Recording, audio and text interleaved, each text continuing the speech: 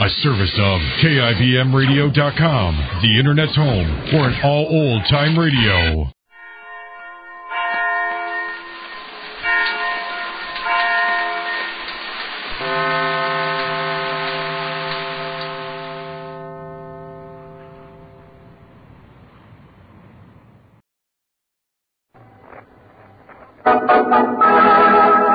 The Mary Lee Taylor Program.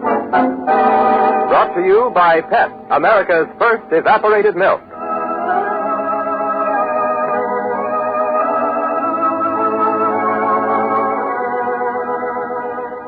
Today, a new personality joins the NBC Saturday morning parade of stars.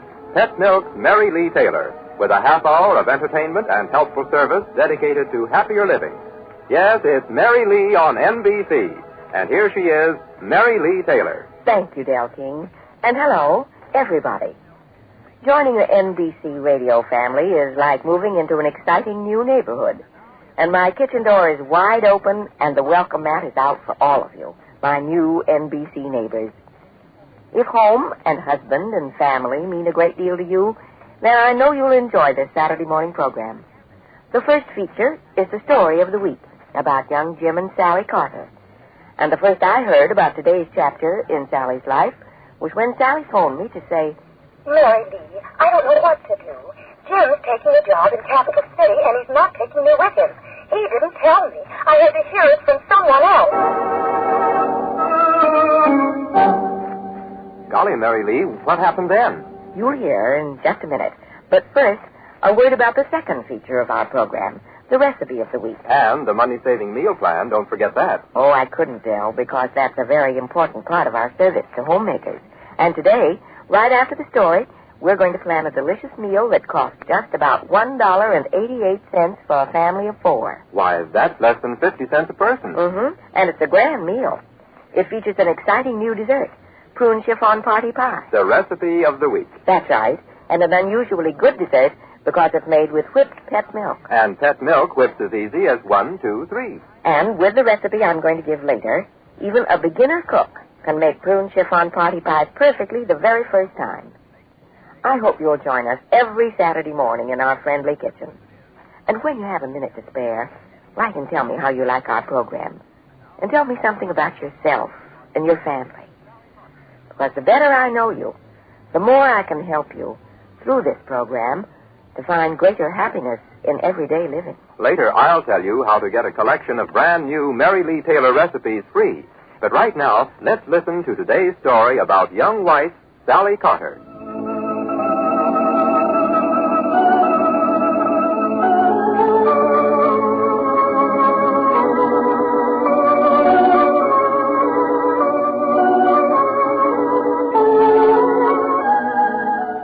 Young Sally and Jim Carter are moving away from Midland, the small city where Sally has always lived.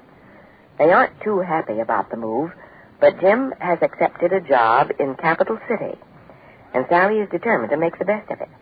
However, Sally's parents, Dan and Martha Hayes, don't approve at all, and they are especially convinced that Sally should stay with them in Midland at least until after her baby is born.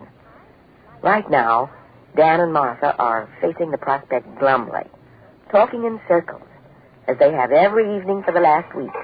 You don't have to dry the dishes, Dan. Why don't you sit down and read your paper? I don't want to read the paper. I just can't get my mind off Sally's moving. I know. I'd like to keep Sally here as much as you would, Dan. I can't bear it to think of her having her baby off in a strange city with a strange doctor looking after her. But you heard her yourself. She said positively that she's going with Jim when he goes. That's nonsense. Complete and utter nonsense. Maybe so, but I don't see that there's anything we can do about it. And I don't suppose it's our place to interfere anyway. Interfere? Well, what's got into you, Martha? It's a man's duty to look after his own daughter's welfare, isn't it? Well, yes, but Sally's not a child anymore, Dan, and she thinks it's her duty to go with Jim. You know how despondent he is about having to close up his office here and go to work for somebody else. Sally thinks he needs her, and I guess that's that. Yes, I know, but wait a minute. Suppose she thought he didn't need her. Suppose she thought he'd rather go alone. Oh, now, you're talking nonsense. You know Jim wants Sally with him. Even if he thought she'd be happier here? Now, if I could just manage to get Jim alone for a little man-to-man talk.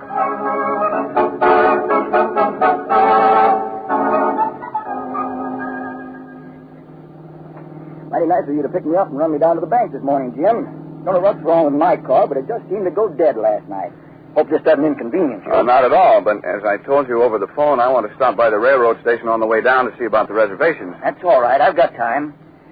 I still can't realize that you're actually taking Sally away from Midland. Now, just a minute, Dad Hayes. We've been over all this before, and it's all settled. Let's not stir up another pointless argument about... No. I don't want to stir up any more arguments, Jim. There's been enough of that. Well, Martha and I have finally resigned ourselves to your move. We understand. Oh, you do? Yes. Of course, we hate to see Sally leave just at a time like this, but her place really is with you. We realize that now. Well, I'm glad you're finally seeing things our way. I didn't like to seem bullheaded about it, Dad Hayes, but, well, Sally and I belong together, and this move to Capital City is something we just have to work out on our own, together. I guess you're right, my boy. I'm afraid we've been a little selfish. We've been just looking at it from Sally's side. What do you mean by that? I mean, well, naturally, Sally'd be better off staying here in Midland with us until the baby comes. Well, I don't see... Now, Jim, what I was going to say is, that's just half the picture. It's going to be tough for you, too, getting settled in a strange city, adjusting yourself to a new job. Well, you don't need to worry about me. I'll be all right. Sure. Just the same, it is plain that you will be needing Sally more than she'll be needing us. It's not that. I don't need Sal. I mean, of course I need her, just as she needs me, but, well, I certainly don't have to have someone go along and hold my hand just because I'm starting a new job in another city. That's not the point at all. Of course it isn't, my boy. I know you're perfectly self-reliant and capable of making out all right alone, but, All right, say it, but what? You know how women are. They think men can't get along without them, bless their hearts.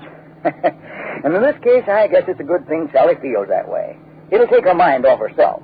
Keep her from worrying too much about the baby coming. Now, wait a minute. You don't think Sally's worried about leaving Midland now, do you? Well... And that she's just going along with me now out of a sense of wifely duty because she thinks I'm depending on her to help me keep my chin up? Now, I didn't say that, Jim. Oh, there's a parking space, Jim. Better grab it quick. Okay, but...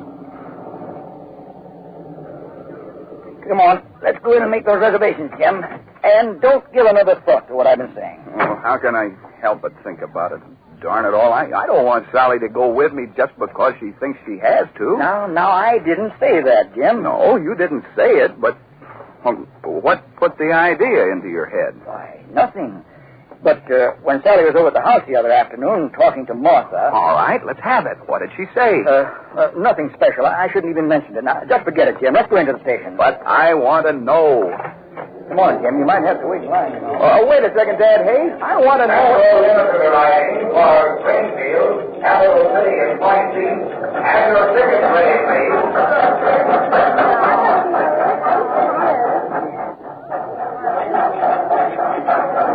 Busy morning in the ticket office. The people at that window. Here, better get in line, Jim. Okay. Now, did Sally actually say anything about being uneasy about leaving Midland before the baby's born? Well, you know how it is, Jim.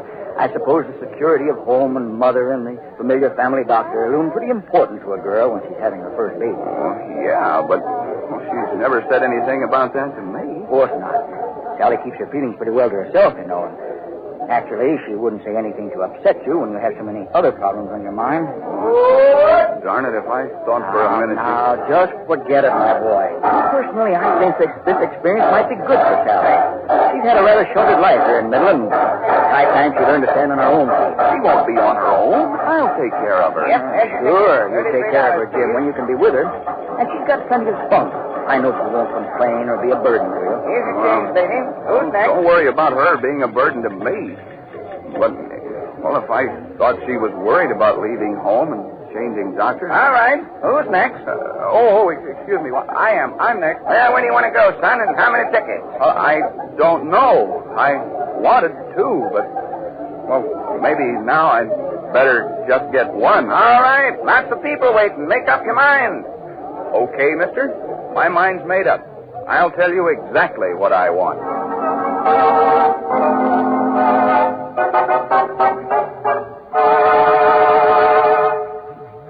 Yes, Dan Hayes managed to do a very skillful job of planting a few seeds of doubt and uncertainty in Jim's mind. Now, the next step was a little talk with Sally. And that afternoon, before Jim got home, Dan Hayes dropped in on his daughter as she was polishing her wedding present silver. Well, hello, Dad. What brings you over? Oh, I stopped off at the bakery to pick up a strawberry jelly roll for Mother, and they look so good I brought one along for you, too. Here it is. Well, aren't you sweet? Just put it over there on the bread box, will you, Dad? My hands are all full of silver polish. Sure. Polishing everything up before you pack it, eh? Mm-hmm. Quite a job getting ready to move, isn't it? Oh, not really. The packing up at this end won't be too bad. I know where everything is. But unpacking at Capital City will be a 3-ring circus. We won't know where anything is.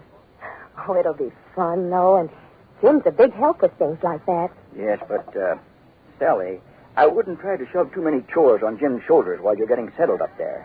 You know, he's going to have plenty on his mind getting adjusted to a new job without worrying about other matters. Oh, I know that, Dad.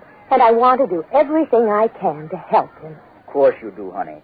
Just remember, his career comes first right now. So, if you do go along with him, try not to be a burden to him. Oh, I won't be a burden. What do you mean if I do go along with him? Why, of course I'm going. That's all settled. Oh, I thought Jim had talked it over with you. I mean, the way he talked this morning. What do you mean? Nothing at all, Sal. What did Jim say? Now, honey, this is something that you and Jim have to settle for yourselves. But try to see his side of it, Sally.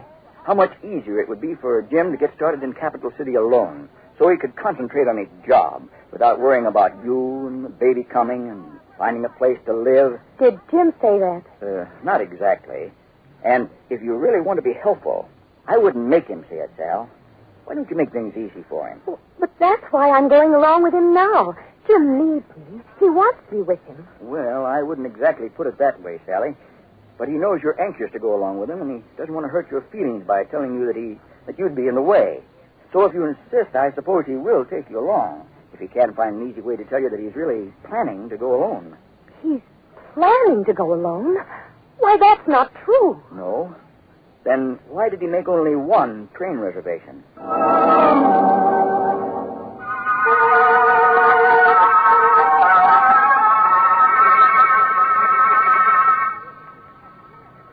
Sally couldn't bring herself to believe that Jim would actually prefer to go to Capital City without her, until the station agent unwittingly helped Dan's case by telephoning.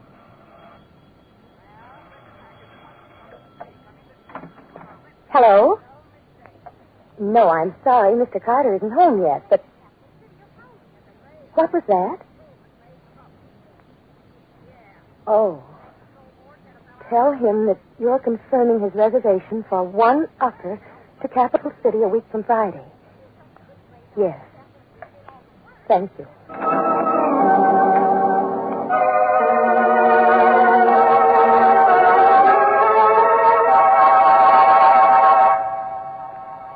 And so, by the time Jim got home, the stage was all set. Sally and Jim had carefully rehearsed what they were going to say to each other, tactfully, considerately. Did you see Dr. Babcock this morning, Sal? Yes, I did. The routine checkup. He says, I'm fine and nothing to worry about. That's good. You think a lot of Dr. Babcock, don't you? Oh, yes. Why, Dr. Babs is like the Rock of Gibraltar. He brought me into the world, you know. Yeah, I know. And, Sal, I've been thinking. Now, we want the best for you and our youngsters. Wouldn't you feel a little easier about things if you stayed here with your family until the baby was born so Dr. Babcock could take care of you? Well, I don't know. Perhaps, if you'd feel better about it that way, darling. It might be best, Sally. Oh, there's no telling what kind of a place we might find in Capital City. Maybe a cold water walk-up flat or even a park bench. Yeah. Well, there's no sense in starting the kid out with an inferiority complex. I guess you'd both be better off here until I got things ready for you. Well, it would probably be easier for you, too. Well, to keep your mind on your work and get a good start in your job. Yeah, sure. I guess it'll work out better all around that way, baby. And... Oh, Jim. I will miss you terribly, darling. I'll be so lonesome without you. Yeah, I'll miss you too, sweetheart. But it's the sensible thing to do, and it won't be for too long. No, just a few months. And then... I'll get it. Hello? Yes, this is Mr. Carter. Who? Oh, the station agent? Oh, I forgot. He called before, Jim. There was a message. What? Oh, you can? Oh, well, no. Never mind. Now, just let it stand. Yes, thanks. No, just forget about it. Well, can you beat that, Eddie? Here this guy Carter raises the roof this morning. He's got to have a compartment to Capital City on account of his wife's going to have a baby. So what? So I give him one upper temporarily, which is all I could get. And I break my neck getting the compartment for him and his wife. And you know what? Now he don't want the compartment. He'll just use the upper. Sometimes I wonder what makes people tick.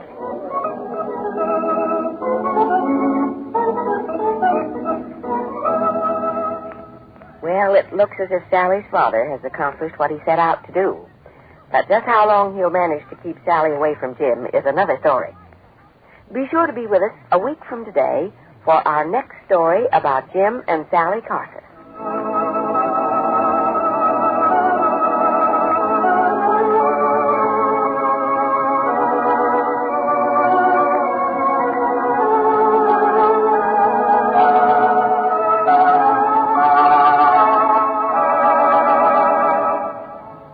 Before Mary Lee Taylor tells you how you can serve a family of four a good, satisfying dinner for only about $1.88, I'd like to tell you about a wonderful new recipe and meal planning book Mary Lee has for you.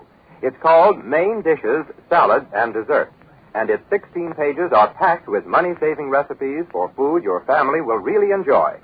All you do to get a free copy is print on a postcard your name and address and the title of the book, Main Dishes, Salads, and Desserts. Send the card to Mary Lee Taylor, care of this station, or to Pet Milk, St. Louis, Zone 1, Missouri.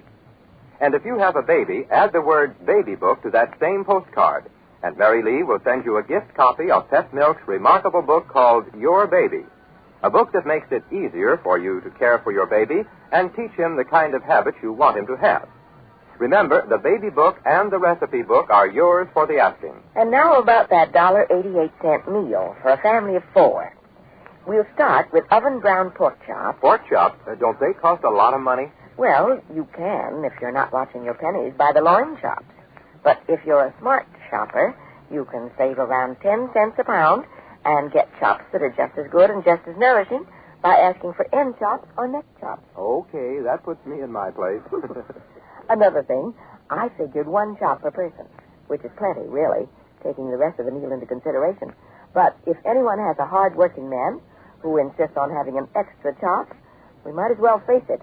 That will add about 15 cents to the meal. And I'd say it'd be worth it. Now, what else do we have besides the nice, juicy oven-browned pork chops, Baked sweet potatoes. Pork chops and sweet potatoes. Ah, perfect combination. And creamed onions. Say, you've been reading my mind. And a fresh apple salad on lettuce with your favorite salad dressing. Sounds better and better all the time. We'll also have heated pan rolls. With Pet butter spread? Of course. And hot coffee. Pass the Pet milk, please. And for dessert, our prune chiffon party pie. Oh, boy. Now that's what I call good eating. And now the question is, how do you make that prune chiffon party pie? Well, since whipped Pet milk is what makes the pie filling so delicious, first I think we should give the directions for whipping the milk. That's easy. Just have the milk, the bowl, and the beater all ice cold. If you use an electric beater, turn it to high speed. If you use a rotary beater, turn it as fast as you can. Right, Mary Lee? Right. And the way to chill the Pet milk is to put it into one of the ice trays and leave it in the refrigerator until ice crystals begin to form around the edge. If you haven't an automatic refrigerator, just put the can of Pet milk right on the ice. Or measure it into the bowl first and put that right on the ice. And now, Mary Lee, I'm all set with pencil and paper so I can write down the recipe right along with our listeners. Prune chiffon party pie. Now, what comes first, Well, before you start writing anything down, Dell, I'd like to describe quickly how this pie filling is made. I think every woman likes to have a sort of overall idea of what's involved first. Then we'll get into the exact amount and directions. Okay. You're the one who knows what women like, so go ahead. Well, it's quite simple. The only grocery items you need are unflavored gelatin, sugar, flour, salt, a little lemon juice, some cut-up cooked prunes, and the juice from the prunes, and some pet milk. The sugar, flour, salt, and prune juice are mixed together and cooked. Then the softened gelatin and lemon juice are added, and when that mixture has chilled, it's whipped until it's light and fluffy. And finally, the cut-up cooked prunes and whipped pet milk are folded into it, and the pie filling is ready to go into the pastry shell. Well, that certainly sounds like an easy enough recipe. And here I am with my pencil all sharpened, ready to take down the intimate details like, how much sugar, how much this, and how much that. Fine. Here goes. First, soften 1 envelope of unflavored gelatin in 1/2 cup of cold water. Soften 1 envelope unflavored gelatin in 1/2 cup cold water. Okay. Now, by unflavored gelatin, you mean something like Knox gelatin? That's right. Next, mix 1/2 cup sugar. 1/2 cup sugar. Okay. 1 tablespoon flour. 1 tablespoon flour. All right, I've got that. And 1/4 teaspoon salt. 1/4 teaspoon salt. Now, that's sugar, flour, salt mixed together. Right. Then, stir in 3/4 cup of prune juice. Stir in 3/4 cup prune juice. Then what? Then boil and stir 2 minutes. Boil and stir 2 minutes. Okay, go ahead, please. Then, remove from the heat and stir in the gelatin. Remove from heat and stir in gelatin. Now we've got everything in one pan. That's right. Then add 2 tablespoons lemon juice. Add 2 tablespoons lemon juice. All set, Mary Lee. What next? Chill that mixture until it's slightly thicker than unbeaten egg whites. Chill until slightly thicker than unbeaten egg whites. That sounds like a fussy direction. It's very important, Dell. Next, whip the chilled gelatin mixture until it's light and fluffy. Whip chilled gelatin mixture until light and fluffy. Then fold in 1 cup of cut-up cooked prunes. I'll tell you later how to cook them. Okay.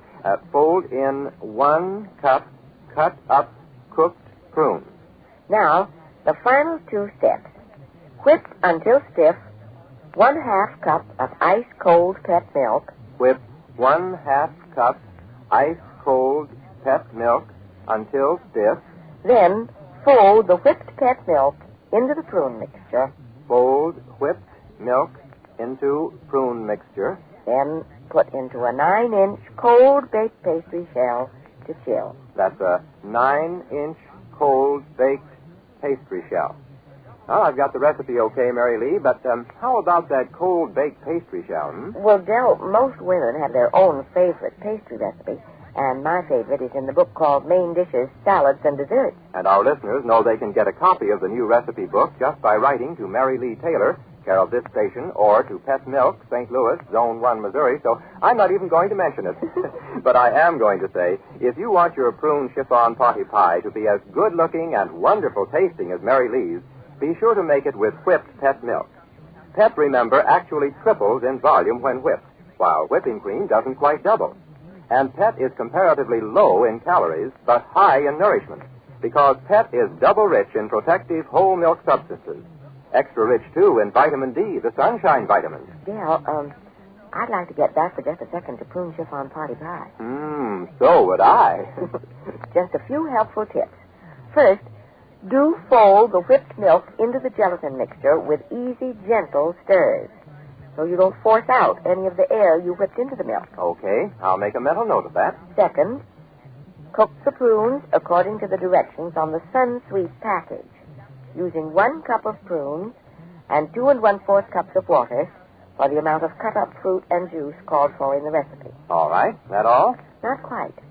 Be sure to chill the gelatin mixture until it's just slightly thicker than unbeaten egg white. Yeah, you said that before. And I said it again because it's very important. It's also important not to overchill it. Okay. And make sure it's cold before you put in the pie filling. And now you're all set to make prune chiffon potty pie the Mary Lee Taylor way. And will you be proud to serve this dessert? You want other Mary Lee Taylor recipes, too. So send for the book mentioned earlier, and also look for the pet milk display in your favorite grocery store and help yourself to one of Mary Lee Taylor's handy take-home recipe folders featured with this display. Next Saturday, of course, we'll have another recipe of the week for you, and another... Now, wait a minute, Mary Lee. You've got to tell us more than that. What kind of a recipe? What for? For a meat-saving main dish that's really almost a complete meal in itself. So it's not only a money saver, but also a time and work saver. Good. And you'll have another complete budget meal, of course. Yes, and another story about our young friends, Jim and Sally Carter. All of which is very fine, but you know something, Mary Lee? You haven't given us today's recipe for happiness. But I'm going to, right now. And I chose this one because today is my first day on NBC. I've been talking to many listeners I've never had a chance to visit before. And this is a thought that has kept running through my mind. A stranger is just a friend you haven't met. Well, now that you and the Saturday morning NBC listeners have met, I'm sure you won't be strangers anymore. And I certainly hope that Pet Milk isn't a stranger to any of you, because Pet Milk can go a long way toward helping you save money on your food bill and serve your family more delicious, more wholesome meals. Tonight, Pet Milk brings you over most of these NBC stations a half-hour musical show starring popular singer Vic Damone, with Hollis Shaw, the Serenaders, and Gus Henson and his Pet Milk Orchestra. Don't miss it. Listen tonight to Vic Damone on The Pet Milk Show. And remember, next Saturday, Mary Lee Taylor will be back, same time, same spot on your dial. And the kitchen door will be open and the welcome mat out for all of you. Until then, this is Mary Lee Taylor saying goodbye and happy homemaking. Goodbye, Mary Lee Taylor, and good luck and good health to all of you from Pet, the first evaporated milk.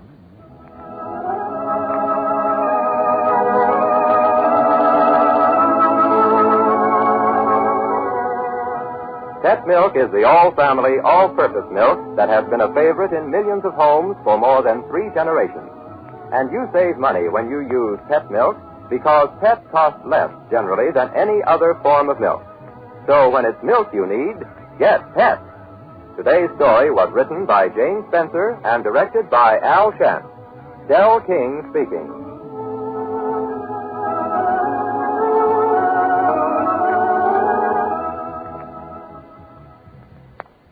This is NBC, the national broadcasting company.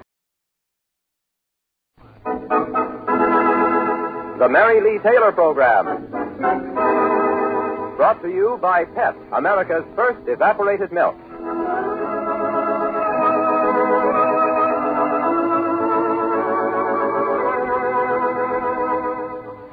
Welcome to the Mary Lee Taylor Program, featuring the story of the week about that lovable pair, Jim and Sally Carter, and the pet recipe of the week from Mary Lee Taylor's Friendly Kitchen. If you'd like a collection of wonderful fail-proof recipes all put together in a handy 16-page booklet, then send today for a copy of Mary Lee Taylor's latest recipe collection called Main Dishes, Salads, and Desserts. It's free. It's yours for the asking. Just write Mary Lee Taylor, care of this station, or to Pet Milk, St. Louis, Zone 1, Missouri. I'll give that address again later, but right now it's Mary Lee on NBC. And here she is, Mary Lee Taylor. Thank you, Del King. And hello, everybody. Today's story is called Sally Makes Up Her Mind. And one of the things that helped Sally make up her mind was the remark made by an old but not very dear friend. I caught a glimpse of your husband the other night, concentrating on a very striking brunette. Wow. Husband leaves to take job in big city. Wife stays home. Wife hears rumors. Wife packs up. Is that it? You'll hear the whole story in just a minute. But first, I promise that right after today's story, we'll plan a meal. A wonderful meal that you can prepare for 4 people for just about $1.74. Isn't she terrific? Why, that's just about 43 cents a serving. Yes, and it's a grand meal, too. The kind you'd be proud to serve even when your husband's new boss comes to dinner. The main attraction of the meal is a delicious combination called pork jams with creamed peas. And that, ladies and gentlemen, is the recipe of the week. And one of my favorites from our new collection of holiday recipes. Yes, and pork gems with creamed peas is just one of dozens of extra good, extra wholesome dishes you can make with Pet milk. Pet, remember, is good, sweet, whole milk, concentrated to double richness. And what a difference that double richness makes in cooking, in coffee, on cereals. And what a difference Pet can make in your food bill, too. For this wonderful milk actually costs less, generally, than any other form of milk. So when it's milk you need, get Pet. And now let's find out what's happening to our young friend, Sally Carter.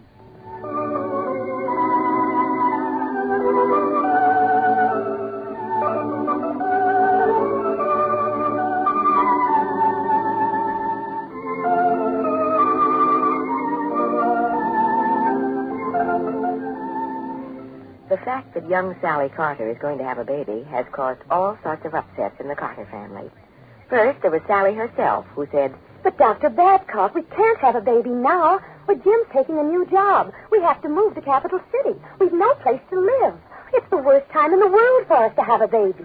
Then Martha Hayes, Sally's mother, added to the confusion by saying, I can't imagine my very first grandchild being born anywhere but in Midland.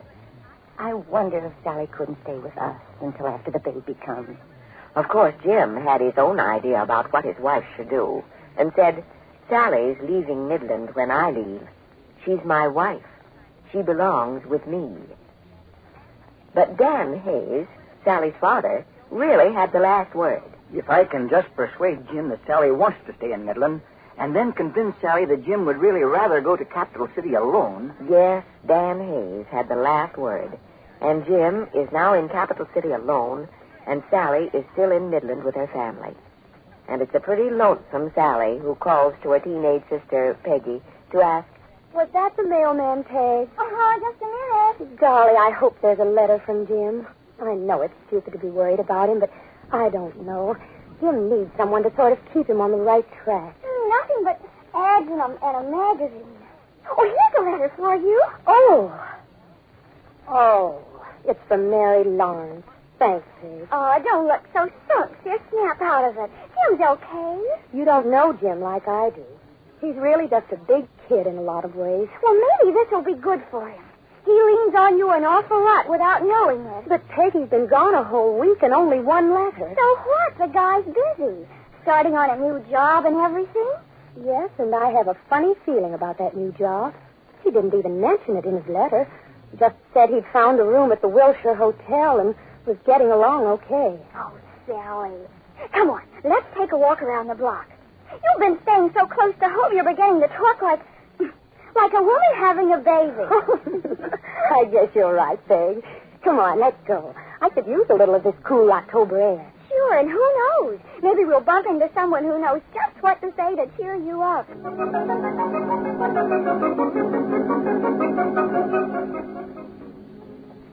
Peggy, this was a wonderful idea.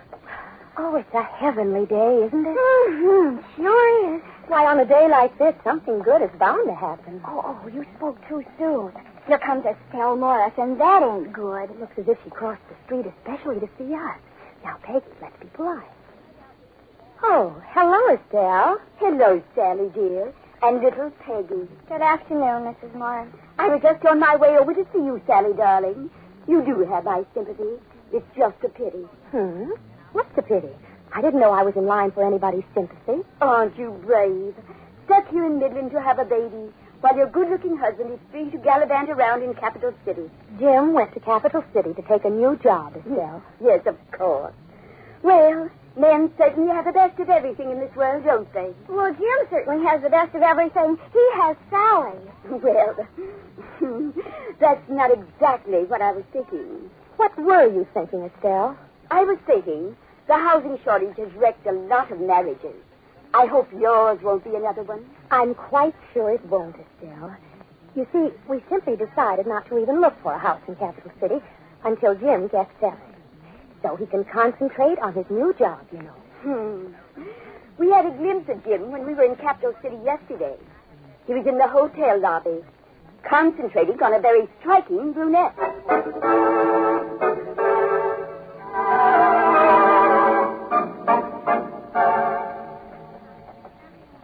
Sally, you don't believe it, do you? Believe what Estelle said about Jim? Why not?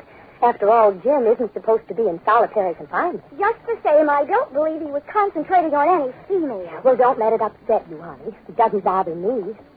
Jim has his faults, but that isn't one of them. I hate women like Estelle Morris. Well, forget about it, baby. Here we are back home. It was a good walk, and... Oh, it's almost dinner time. Yeah. I just hope that Dad is in a better mood tonight than he was last night. If he isn't, I've a good notion to tell him what I know. What do you mean, Peggy? Oh, nothing. But sooner or later, it's bound to come out.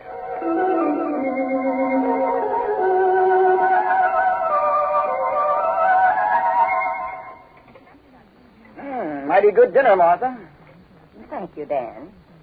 You're not eating anything, Sally. What's the matter? Huh? Oh, nothing at all. I feel fine, Dad. And don't pull that old line about Sally having to eat for two, Dad. Peggy, that's no way for you to talk to your father. Sally, what do you hear from Jim? That's just the trouble. Oh, he's getting along fine, Dad. Why, sure.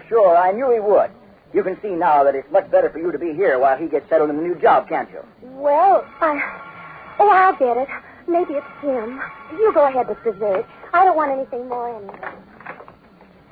Hello? Hello?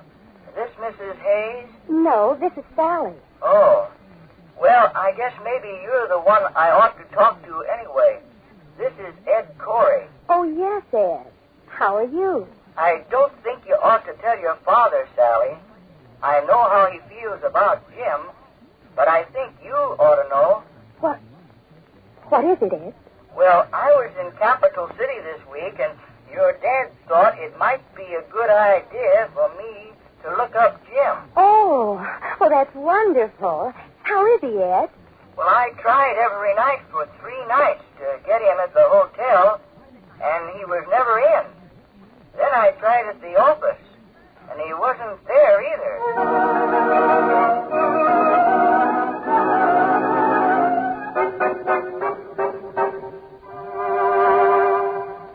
Well, this fire certainly feels good tonight. Yes, doesn't it? There's nothing as cold as a late autumn rain. Martha? Yes, Dan? What's the matter with Sally? Why did she hurry from the table tonight? She hardly ate a thing.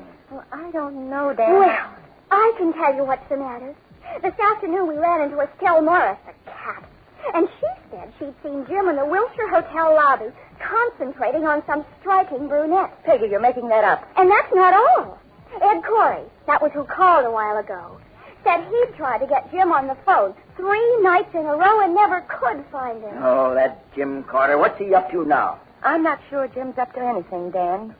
Right now, I'm wondering if a very cruel mistake hasn't been made in this family. Martha, what do you mean? Where are you going? I'm going to wash the dishes, Dan. I can always think better while I'm working.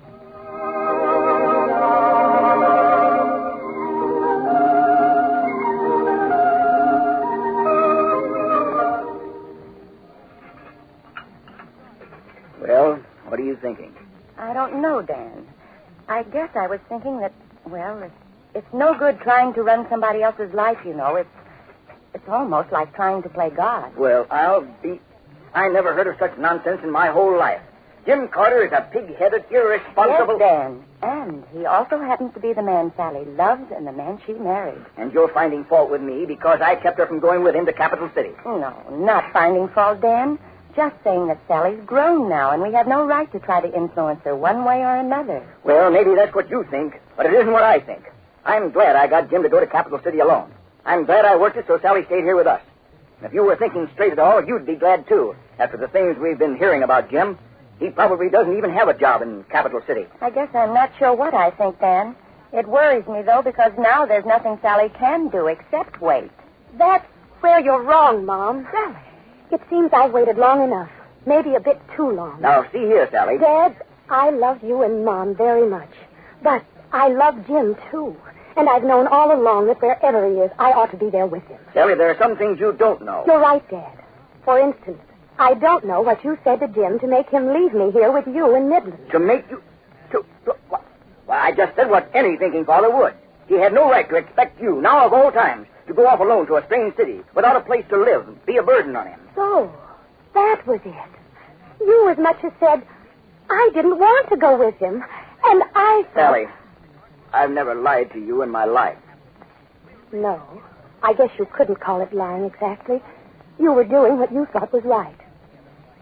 And now, I've got to do what I think is right. Sally, where are you going? I'm going to Jim, of course, just as fast as I can. I'm going to prove to him that I know how to be a wife as well as a daughter before it's too late.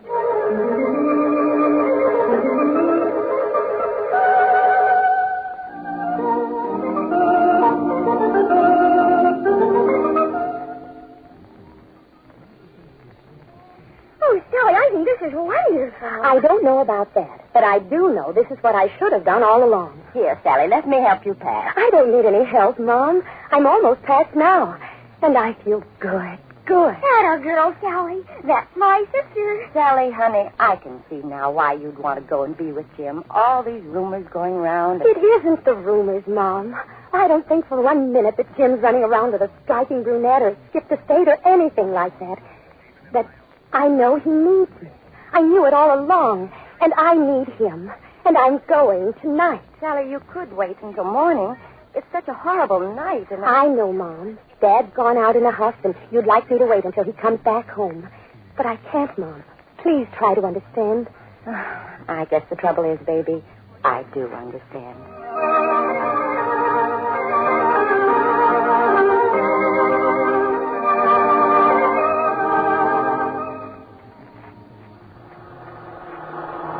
Oh, Sally, I'm so thrilled that you're going. Golly, Dad'll blow his top when he gets home and finds you gone. I know, and I'm sorry it had to be that way. I was sure he thought you'd wait until he got home. But no. Mrs. Carter calls a cab. Mrs. Carter takes the night train to Capital City to meet her love. Oh, glory. It's just like something out of the movie.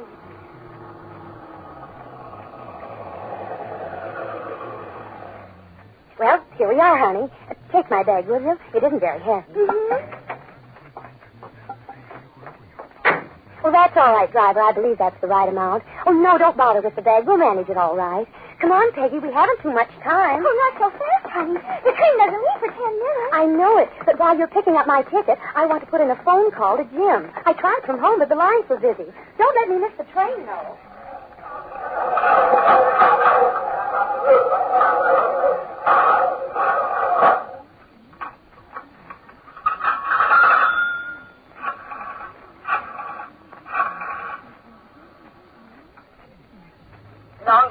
This is Mrs. Carter. Will you try that Capital City number again? And hurry, please. What were you calling, please? Mr. Jim Carter at the Wilshire Hotel. 1 moment, please.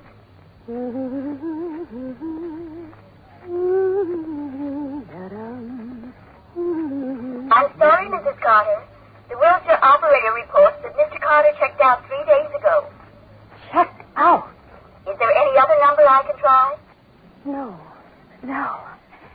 The only other number I know is his office. He won't be there till tomorrow morning. We can try again in the morning. No, thanks so much. I guess I can send a wire from the train.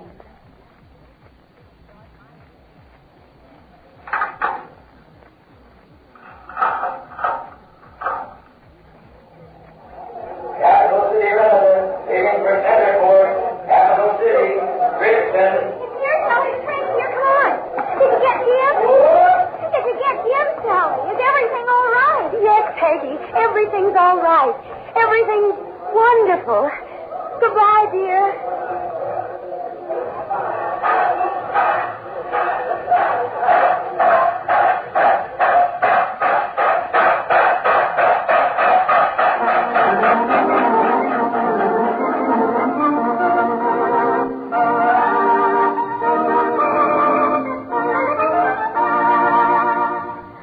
it's anybody's guess what awaits Sally Carter when she arrives at the capital city Union Station. Be sure to be with us for next Saturday's story of the week called Strange Reunions.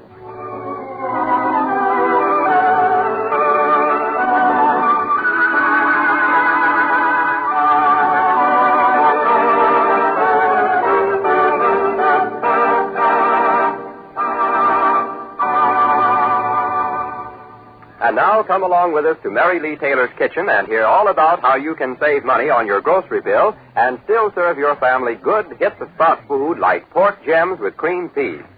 This meat-stretching main dish is one of Mary Lee Taylor's favorites.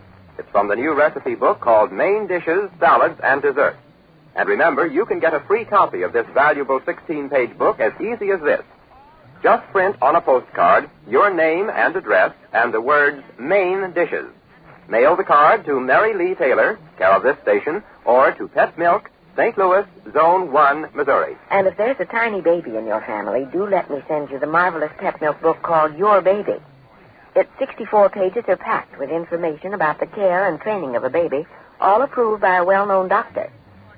The book also tells how you can be sure that your baby will have sound teeth, strong, straight bones, and make the best of growth. So do send for your gift copy of this book today. Just the words Baby Book and your name and address on a postcard addressed to me, Mary Lee Taylor, care of this station, or to Pet Milk, St. Louis, Zone 1, Missouri, will bring this book to you. Mary Lee? Yes, Del? I'm worried. Your recipe of the week is for pork gems with creamed peas. Don't you know this is National Apple Week? That I do. And the pork gems, which are like individual meatloaves, are each topped with tempting rings of glazed apples. Sounds good. Pork and apples just sort of, belong together. And if you think the combination of pork and apples sounds good, just listen to this meal that costs in most markets as little for 4 people. $1.74 for 4 people, and that's only about 43 cents per person. But what kind of a meal can you serve for only that much money? Pork gems with creamed peas. So far, so good. Mashed potatoes. Yeah. Wedges of lettuce and salad dressing. Any bread and butter? Yes. Butter spread, which makes about a pound of butter-like spread out of just a half pound of butter. And the recipe is in the book we talked about just a few minutes ago. Come on now. Don't be so commercial. What else do I get for my 43 cents, huh? Chocolate pudding and hot coffee. Sold. Of course, to prepare a meal like that for just about 43 cents a person, you need to use money-saving items like canned peas, bottled salad dressing, packaged pudding powder, and Pet Milk. Oh, sure. And how do you make the main attraction of the meal? You know, those pork gems? Well, you just get a pound of ground lean pork, some Pet Milk, rolled oats, apples, and seasonings, sage, salt, pepper, and sugar, and a little shortening. And then? Then you follow this fail-proof pet recipe. Oh, wait a minute, not so fast.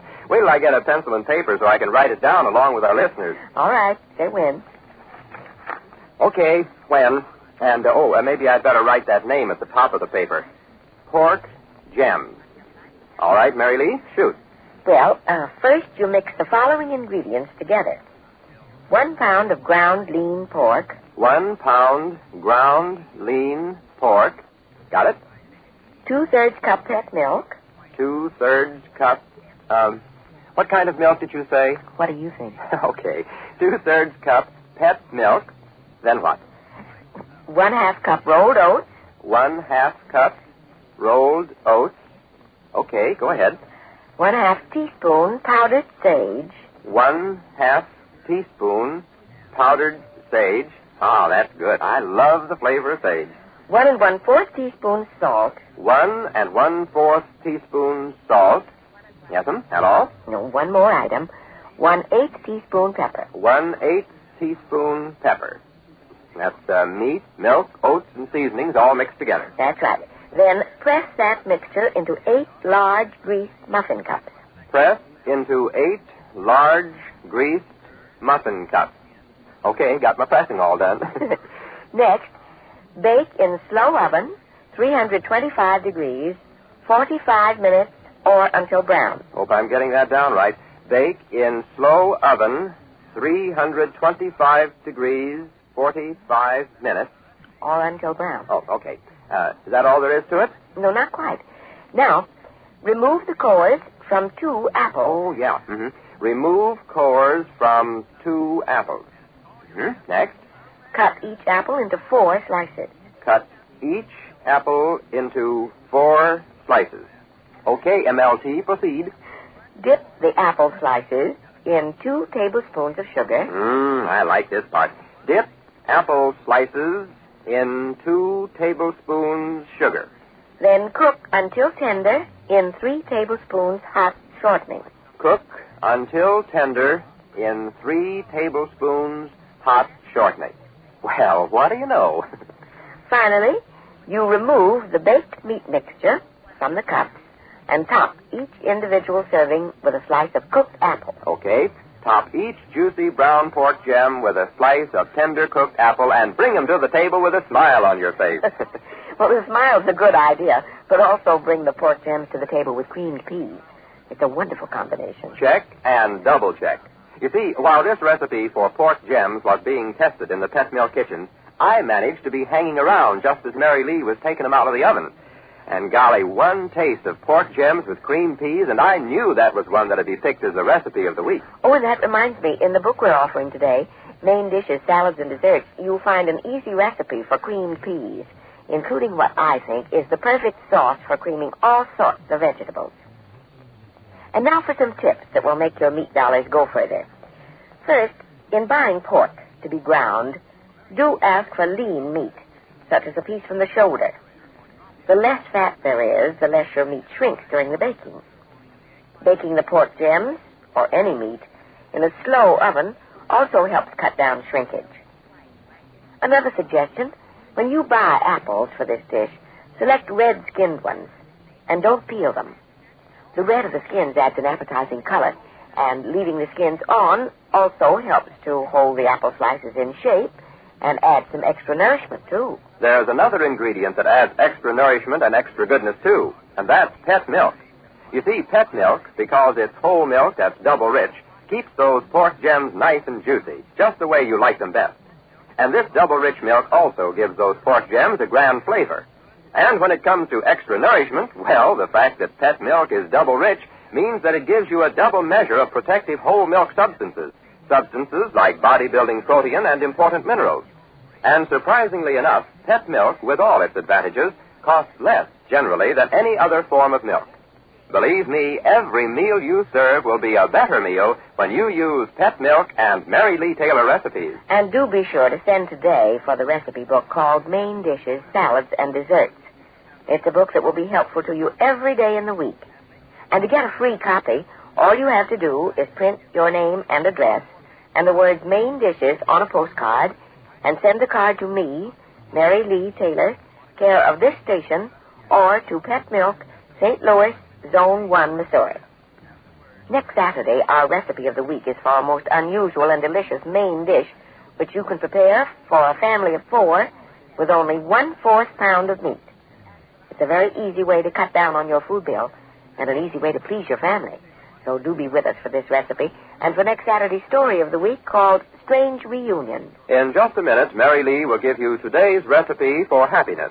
But first, a reminder that for more of Mary Lee Taylor's new recipes and meal planning ideas, look for the pet milk display in your favorite grocery store and help yourself to one of the handy take-home folders featured with that display. And tonight, don't miss hearing radio's sensational young singing star Vic Damone on the Pet Milk Show, with Hollis Shaw, the Serenaders, and Gus Henson and his Pet Milk Orchestra. Remember, Vic Damone and the Pet Milk Show is heard tonight over most of these same NBC stations. So check your newspaper for the exact time. And now, Mary Lee with today's recipe for happiness.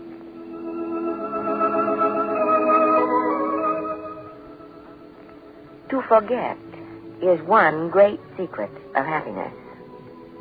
To forget is the way of nature herself, who knows no past, who begins afresh at every hour.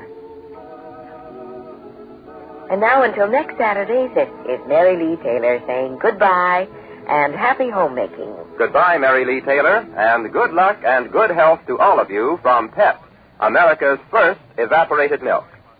Pet milk is the all-family, all-purpose milk that has been a favorite in millions of homes for more than 3 generations. And you save money when you use pet milk because pet costs less, generally, than any other form of milk. So when it's milk you need, get pet. And now an important message. When you give to your local community chest, nearly half the families in your city will benefit directly through this aid in solving individual and family problems as they arise.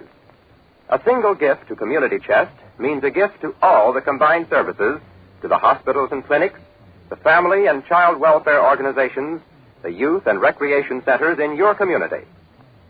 By giving generously to your local community chest, you can be sure that your money is going to organizations which are doing a good job where it is needed most, day after day, month after month. Remember, when it's the community chest, everybody benefits, everybody gives. The story of Sally Carter is directed by Al Chance. Del King speaking. The Mary Lee Taylor Program. Brought to you by Pet Milk, America's first evaporated milk.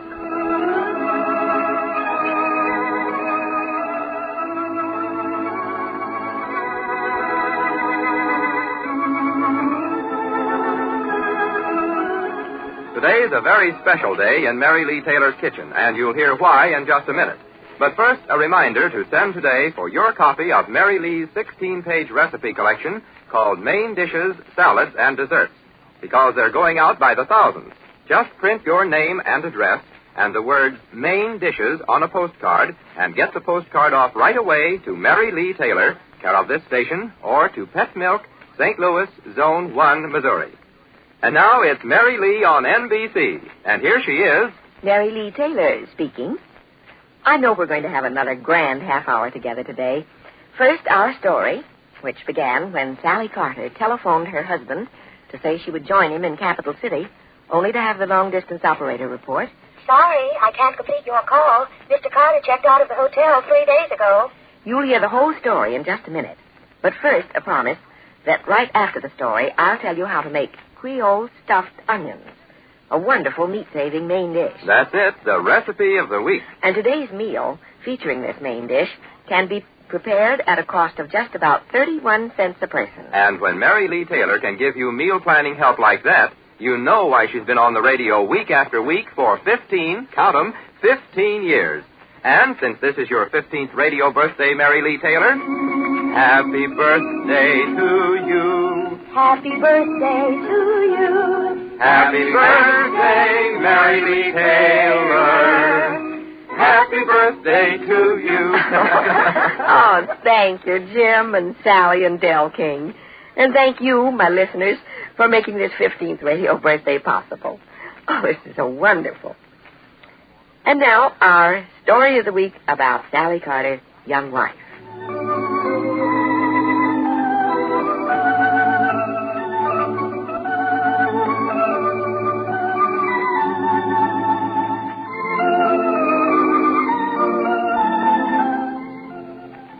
Last week, young Sally Carter impulsively left her parents' comfortable home in Midland and caught the night train for Capital City to join her husband, Jim, who had gone on ahead to start a new job. Now she is elbowing her way eagerly through the crowded gate at the Capital City Railroad Station. Train arriving, track 7, from Midland, Centertown, track 7. Red cap, lady. Want some help with that bag? No, thank you. My husband's needing me. Oh. Jim, darling. Oh, it's not. Well, dear me, I guess he'd be waiting down at the gate. I'll bet he was plenty surprised to hear I was coming. Oh, poor darling. I know it's been lonesome up here for him alone, but now... Oh, I wish I had let that red cap take my bag. I'll set it here. Pardon me, but where is the most likely place to meet somebody here in the station? Eh? Oh, well, depends on who you want to meet, young lady. Oh, I mean, somebody was supposed to meet me, but I guess they were delayed, and I was just wondering where to wait. Oh, Well, I expect this bench is as good a place as any, where you can keep an eye on the information stand. Most everybody goes there to find out if the trains are in and such. Here, sit down. Oh, thank you. You waiting for a young man, miss? Oh, yes. Well, it ain't none of my business, but you better take an old man's advice and go home. You got a home? Oh, yes, of course. Well, you go on back to it. Like as not, he ain't coming, that young man. They usually don't. Oh, I think this one will. You see, he's my husband. Oh. Well, in that case, you'd better stick around and see if he comes anyway. Why? You take a gloomy view of everything, don't you? Well, if my husband doesn't come, it's because he didn't get the telegram I sent him from the train. I can always call him at his office. Well, a person can't never tell. You been away on a visit? No, we're moving to Capital City. Oh. My husband has a job here. He came on ahead several weeks ago. You should have come with him. If you got somebody, you better stick with him. Well, you see, I'm... You're having a baby. Well, yes. And everybody thought it would be best for me to wait in Midland. Well, that is until... But you came on anyway, eh? Smart girl. Like I say, if you got somebody, you better stick with him. I know. I ain't got nobody. Oh? Well, who are you meeting here then? Nobody. I just come down to see the folks coming and going. Meet some interesting people that way. Like yourself, for instance. Oh, thank you. Some days I go to the public library. There's a more educated crowd there, but not so traveled. Goodness. You have no family? No relatives at all? No. Just live by myself in a furnished room, and it gets mighty tiresome at times. I tell you, if you've got somebody, you better stick with him. I think you're right, Mr. Whitsit's the name. Lemuel Whitsit. Mr. Whitsit, you're so right.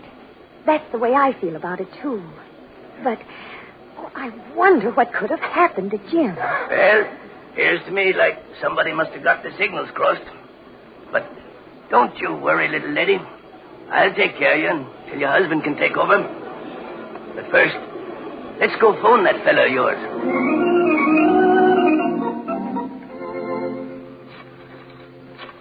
So this young man of yours is an architect, eh? Yes, and a very good one, too. Well, there wasn't quite enough work in Midland to support an office of his own, so that's why... Hello? Hello, Blake and Whitlock. Is Mr. James Carter in, please? Carter. Well, I suppose he'd be in the drafting room. He's rather new with the firm, and... It must be a very big office. Is that so? Yes. What? Oh, but... Are you sure? I see. Thank you. Hey, what's the matter here? Jim, he isn't there. They said he doesn't work there anymore. Now, don't get all upset, Mrs. Carter. It's all as dark as dawn. We'll just take a cab to where your husband lives. You can make yourself comfortable there till he comes home. I don't know where he lives. You don't know? No, that is, you see, when I tried to telephone him last night, the operator said he checked out of his hotel without any forwarding address. You're sure of that? Well, yes, but I was so rushed getting on the train and all. Well, I reckon we got to go to that hotel and start from there. Maybe he made some arrangements about mail or something. Anyhow, we'll make a try at it.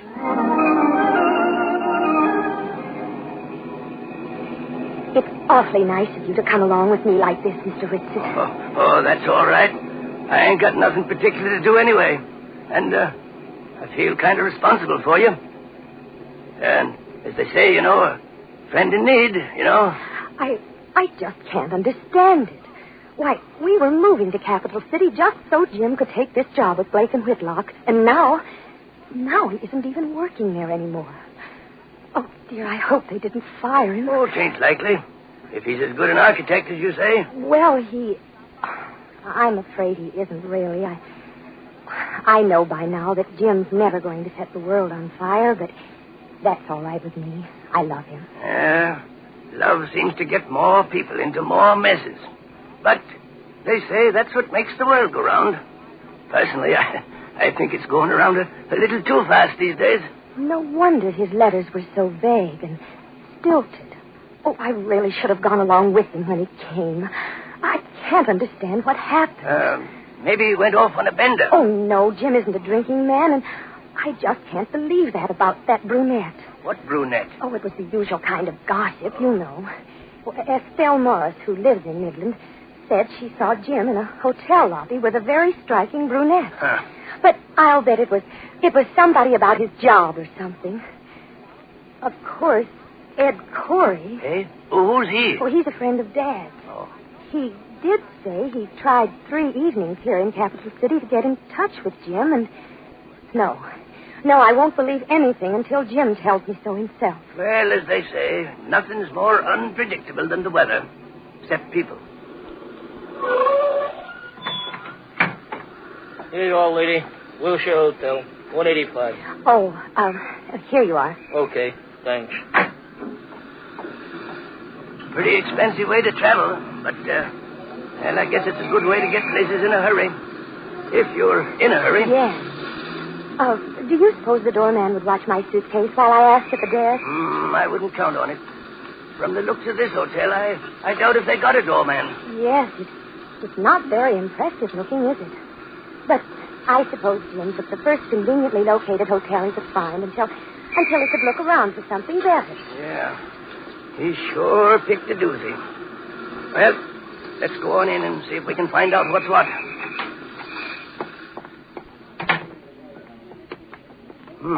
Doesn't seem to be anybody here at the desk. Guess we'll have to stir up a little service. Oh. That ought to get him. Coming. Yes, what is it? What can I do for you? Oh, you see, I'm Mrs. Carter. My husband was living here, and I just came from Midland to join him. What was the name? Barker? No, Carter. Mr. James Carter. Carter. Oh, yeah. He ain't here anymore. Checked out last week. Didn't leave any forwarding address. None at all? Nope. He comes by now and then to pick up his mail, but I ain't seen him for a couple of days now.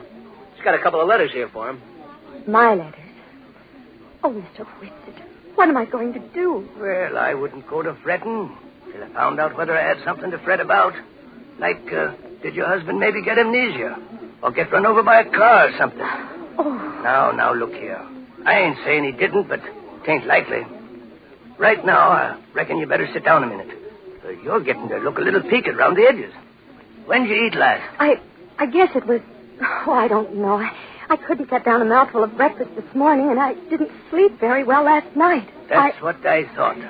So why don't you write your husband a note and let him hold it with his other mail here? Then suppose we go over there into the coffee shop of this flea-bitten hostelry and risk a touch of ptomaine while we figure out what we're going to do about you. It's almost lunchtime, and maybe we might think better with a little hot food in our stomachs. Oh, but Mr. Whitsitt, I couldn't possibly eat. Oh, no. Well, maybe just a cup of coffee.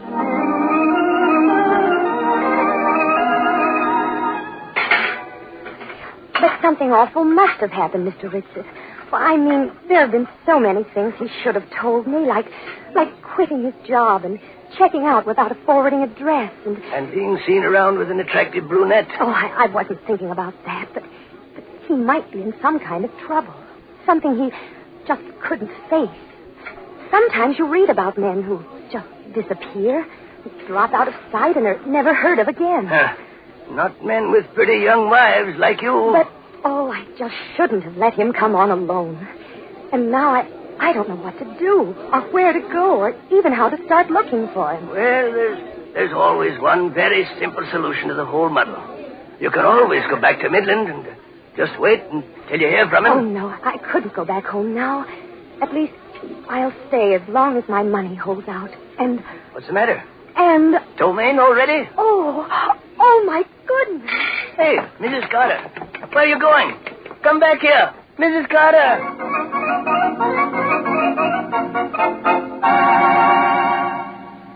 While Sally's new friend, Lemuel Whitsitt, was calling after her, Wondering what in the world had happened to make her jump up from the table and run out of the coffee shop, a young man was stepping briskly up to the mail desk in the lobby of the hotel and saying to the clerk, Hello there, Bright Eyes. Any mail for me? Huh? Oh, yeah, Barker, ain't it? Yeah, there's a couple of letters and also a note. A kind of pretty blonde girl dropped by about half an hour ago and left a note for you. Oh, well, look here. The only pretty blonde I know is... Jim!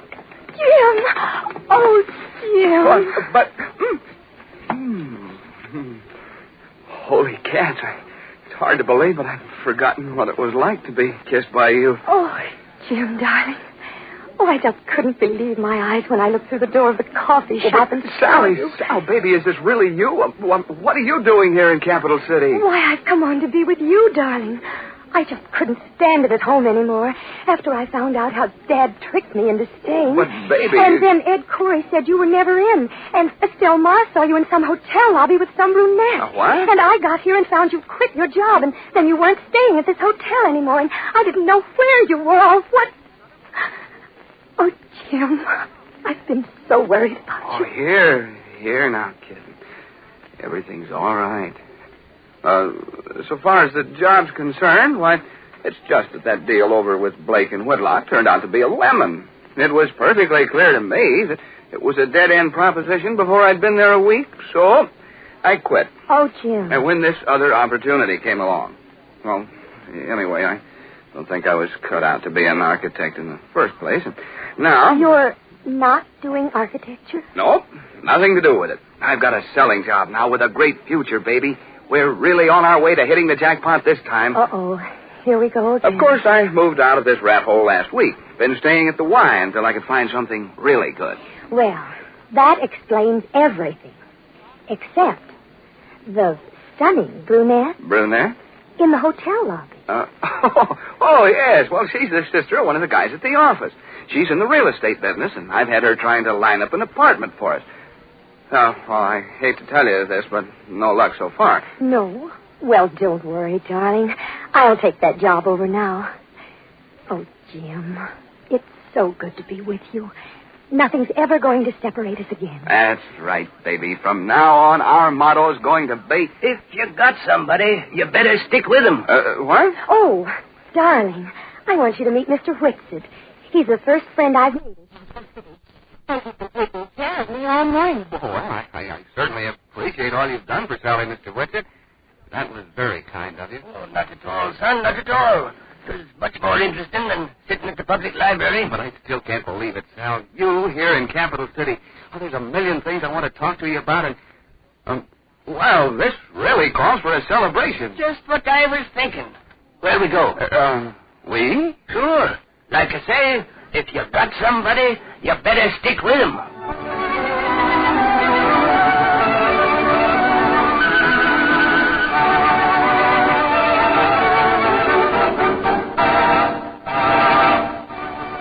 Well, back we go now to Mary Lee Taylor's friendly kitchen, and wait till you see what's cooking. If you think Mary Lee Taylor doesn't know her onions, you're going to change your mind in a hurry when you hear about the Creole stuffed onion she's fixed for you today. Yep, Creole stuffed onions. That's the recipe of the week, and a swell way to use just 1/4 pound of meat to make a good, satisfying main dish. Anyway, that's what she claims. And you know it's the truth, Belle. You had a sample just day before yesterday. Have you forgotten so soon? I sure haven't, Mary Lee. I can close my eyes and see 'em now. Great, big, fat onions filled with meat and I don't know what else, but it was awful good anyway. And there was some kind of a tomato sauce you served with them that was wonderful. And in just a few minutes, I'm going to give the complete recipe. But I do want you to know that you can get this and dozens of other money-saving recipes in a book called Main Dishes, Salads, and Desserts. So send for your copy of this grand collection of recipes today. Just your name and address and the words Main Dishes on a postcard. That's all. Then send the card to Mary Lee Taylor, care of this station, or to Pet Milk, St. Louis, Zone 1, Missouri. And if you have a baby, add the words Baby Book to the same card. And I'll send you a gift copy of Pet Milk's wonderful book called Your Baby, which is packed with just the kind of information that is most helpful about the care and training of a baby. And right now, I hope your baby, if you have one, is being very sweet and quiet because Mary Lee Taylor has that beat the high cost of living meal plan to give you. And today's meal, remember, costs only about $1.23 for 4 people, or 31 cents a person. This might cost you a few cents more or a few cents less, depending on where you live. But it won't vary a great deal. She's a genius, that's what she is. 31 cents a person. I certainly want to hear about this meal. Well, we start with Creole stuffed onions. And since this is a baked dish, we'll have baked potatoes and, to save money, pep butter spread. Hey, you're making me hungry. You won't be hungry after you've eaten a meal like this, because with the Creole stuffed onions and baked potatoes, we're going to have bacon corn muffins, made according to the recipe in the current book. Bacon corn muffins? Mm-hmm. Oh, boy, does that sound good. And pepper slaw, which is a combination of shredded cabbage and green pepper. Oh, this gets better and better. What else? And for dessert, baked apples and hot coffee or tea. When you can turn out a meal like that for about 31 cents per person, no wonder they've kept you on the air for 15 years. No, it's not only a meal that tastes good, Del. It's actually planned to give you as much protein as you get from the usual meat and potato meal. And now, here is the fail-proof recipe for the main dish of the meal, Creole stuffed onions. Okay, MLT, I'm all set to take it down right along with our listeners. Creole stuffed onions. What comes first, Cover and boil for 15 minutes. Cover and boil for 15 minutes. Okay, what am I covering and boiling? 4 large onions in 2 cups of boiling water. 4 large onions, and do I like onions, in 2 cups boiling water. And if you ask me, anything that starts with 4 large onions is bound to be good. The next step is to drain the water off the onions, then let them cool, and scoop out the centers, enough to have the onion cup about a half-inch thick. Drain off water, cool onions, scoop out centers. Isn't that a little on the tricky side, that scooping out business? It all depends on how the onions are cooked, and we'll get into that a little later. Okay, so now the onions are scooped out. Now what's next? You chop the centers of the onions and mix with the following ingredients. Wait a minute now. Chop centers and mix with... All right, mix with what? 1/3 cup deviled ham. 1/3 cup deviled ham. Say, onions and deviled ham sounds like a swell combination. Go ahead, what else? 1/4 cup pet milk. Ah, the milk I love. 1/4 cup pet milk. I've got that, Mary Lee, in letters that high. Something else? Yes, 1 cup soft breadcrumbs. 1 cup soft breadcrumbs. Ah, now I'm beginning to catch on. That all? One thing more. 1/4 teaspoon salt. 1/4 teaspoon salt. Okay, so the onions are scooped out and the centers are chopped up and mixed with deviled ham, pet milk, breadcrumbs, and salt.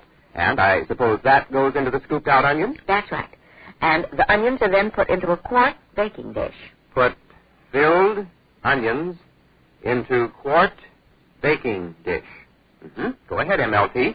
Now pour around the onions a mixture of... Pour around onions a mixture of... Okay, of what, Mary Lee? A 10 1/2 ounce can of condensed tomato soup and 1/2 cup of water. A 10 1/2 ounce can condensed tomato soup and 1/2 cup water. And boy, oh boy, what a sauce that is when it's all finished. And the final step is to bake the onions in the sauce in a hot oven, 425 degrees, for 25 minutes or until the onions are tender. You're making me so hungry, I'm not sure I can write down this last step. Let's see now. Bake in hot oven, 425 degrees. 25 minutes or until onions are tender. 25 minutes or tender. Yeah, now that's what's got me. Because when those onions are tender, I want to be right there when they are tender because I want to get my share. Now, didn't I tell you there's always something good to eat in Mary Lee Taylor's kitchen? And I'd better add that the recipe you just heard serves 4 people. And also that you can, if you like, use 1/2 cup of ground frankfurters, wieners, bologna, or canned lunch meat in place of the deviled ham. Well, by lunch meat, I suppose you mean something like Spam or Prem or Treat? That's right. And if you're wondering why the 1/2 cup of lunch meat, when the recipe calls for only 1/3 cup of deviled ham, it's because the deviled ham is much more concentrated, so much stronger in flavor, so you don't need quite so much of it. Okay, that's clear, but how large, may I ask, are large onions? That recipe of yours needs 4 large onions. And to answer your question, the 4 onions together should be large enough to weigh about 1 1/4 pounds. And how do you get those onions to behave? I still think they just fall apart when you take the centers out of them. Well, not if they're boiled for just 15 minutes and drained and cooled before you scoop out the centers, just as the recipe directs. And remember, don't use any more water for the boiling than the recipe calls for. That's just 2 cups. Put the onions into the pan when the water is boiling, then cover the pan and turn the heat low enough so the water boils gently, and let the onions cook slowly, and cook them until they're almost tender. In other words, if you cook the onions too long, you really might have trouble with them, huh? Mm-hmm. Besides, after the stuffing is put into the onions, they're baked 25 minutes, so they have plenty of chance to become tender in the oven. And that business about mixing the deviled ham with pet milk and breadcrumbs, I guess that's a pretty smart trick, huh? Well, it is an easy way to make a little meat seem like a lot, because the breadcrumbs soak up the double-rich pet milk. And when you eat the Creole stuffed onions, that stuffing tastes like all meat, doesn't it? Sure does. You had me fooled. Another thing, the pet milk, because it's whole milk concentrated to double richness, puts an extra amount of protein into the dish. The same kind of complete protein that you get from meat. If pet milk weren't double rich, you couldn't use it in this way. Ordinary milk, for example, would be too thin. It wouldn't hold the meat mixture together the way pet milk does. Well, I take it you think pet is pretty good milk, hmm? Pretty good. Money just can't buy better milk than pet. And you know it. Yes, and I also know that every meal can be a better meal when you use pet milk and Mary Lee Taylor's tested recipes. So be sure to send today for the recipe book called Main Dishes, Salads, and Desserts. 16 pages of the newest recipes perfected in the pet milk kitchens. Remember, send your request to Mary Lee Taylor, care of this station, or to Pet Milk, St. Louis, Zone 1, Missouri. And when you shop for groceries, look for the pet milk display and help yourself to one of the handy take-home recipe folders featured with this display. In just a minute, Mary Lee will give you today's recipe for happiness. But first, a reminder that tonight is your night for a date with Vic Damone. Vic Damone is the sensational young singer starring on the Pet Milk Show with Hollis Shaw, the Serenaders, and Gus Henson and his Pet Milk Orchestra. For a half hour of the songs you love best, tune in to Vic Damone and the Pet Milk Show, heard over most of these same NBC stations. Just check your local newspaper for the exact time. And now, Mary Lee Taylor with today's recipe for happiness. In marriage, as in any partnership, you must sympathize a little, praise a little, appreciate a little, and remember that all the hard work is never just on one side. And now until next Saturday, this is Mary Lee Taylor saying goodbye and happy homemaking. Goodbye, Mary Lee Taylor, and good luck and good health to all of you from Pet Milk, America's first evaporated milk. Pet Milk is the all-family, all-purpose milk that has been a favorite in millions of homes for more than 3 generations. And you save money when you use Pet Milk because Pet costs less, generally, than any other form of milk. So when it's milk you need, get Pet. The Mary Lee Taylor program is directed by Al Chance. Del King speaking. The Mary Lee Taylor program. Brought to you by Pet Milk, America's first evaporated milk.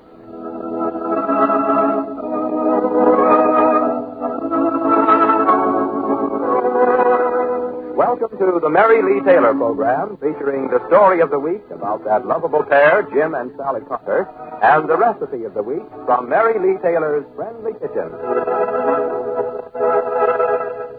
Would you like to know about new, tempting ways to serve your family's favorite foods?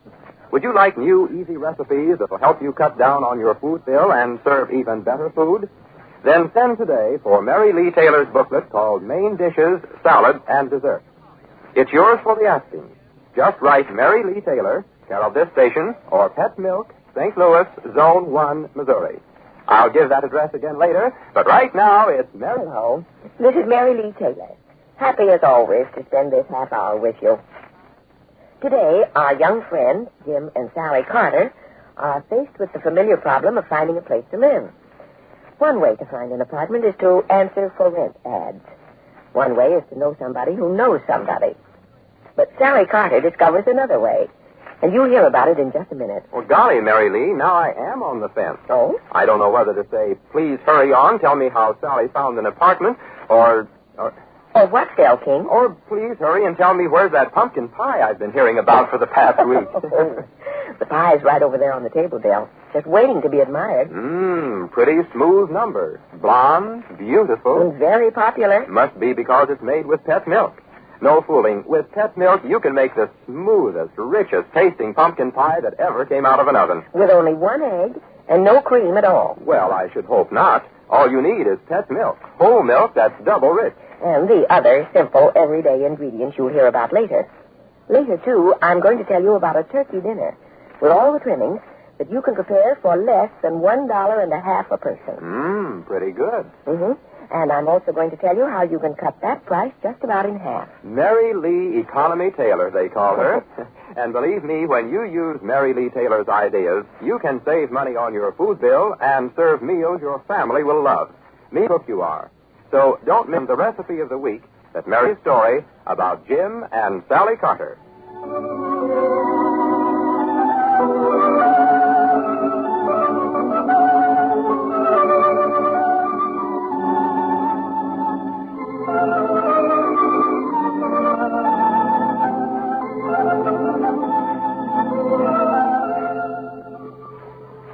Jim and Sally Carter have come to Capital City from Midland, the small town where Sally had always lived.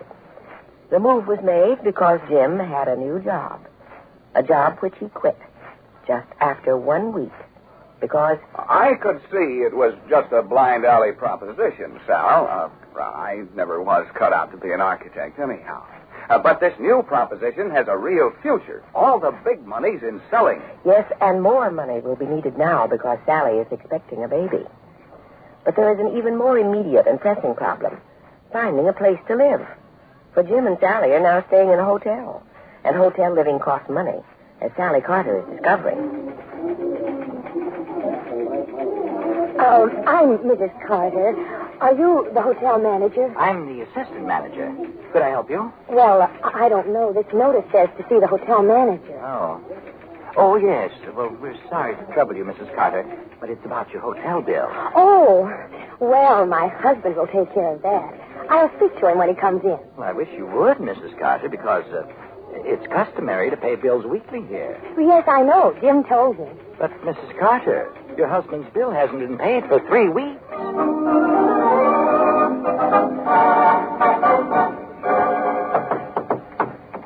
Hi, gorgeous. Happy 1 year and 1 month anniversary to the most beautiful wife in the world, namely you. Oh, Jim, what? I'd actually forgotten.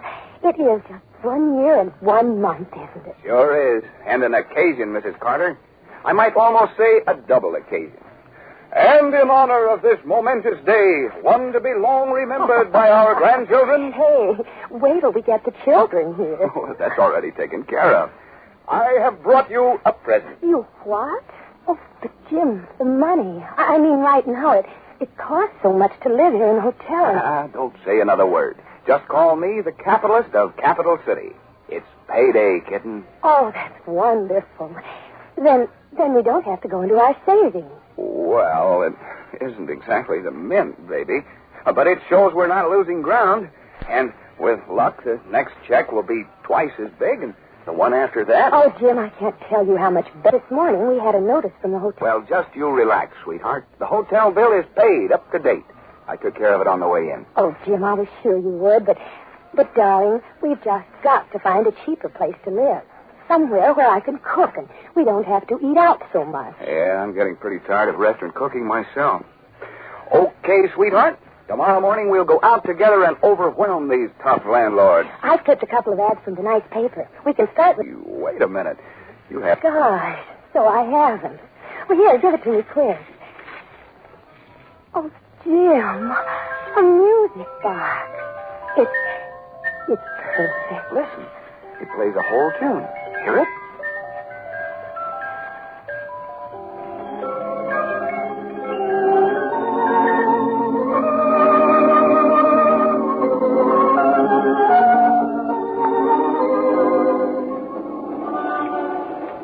You're sure we're going in the right direction? This looks like a pretty crummy neighborhood. Well, look again.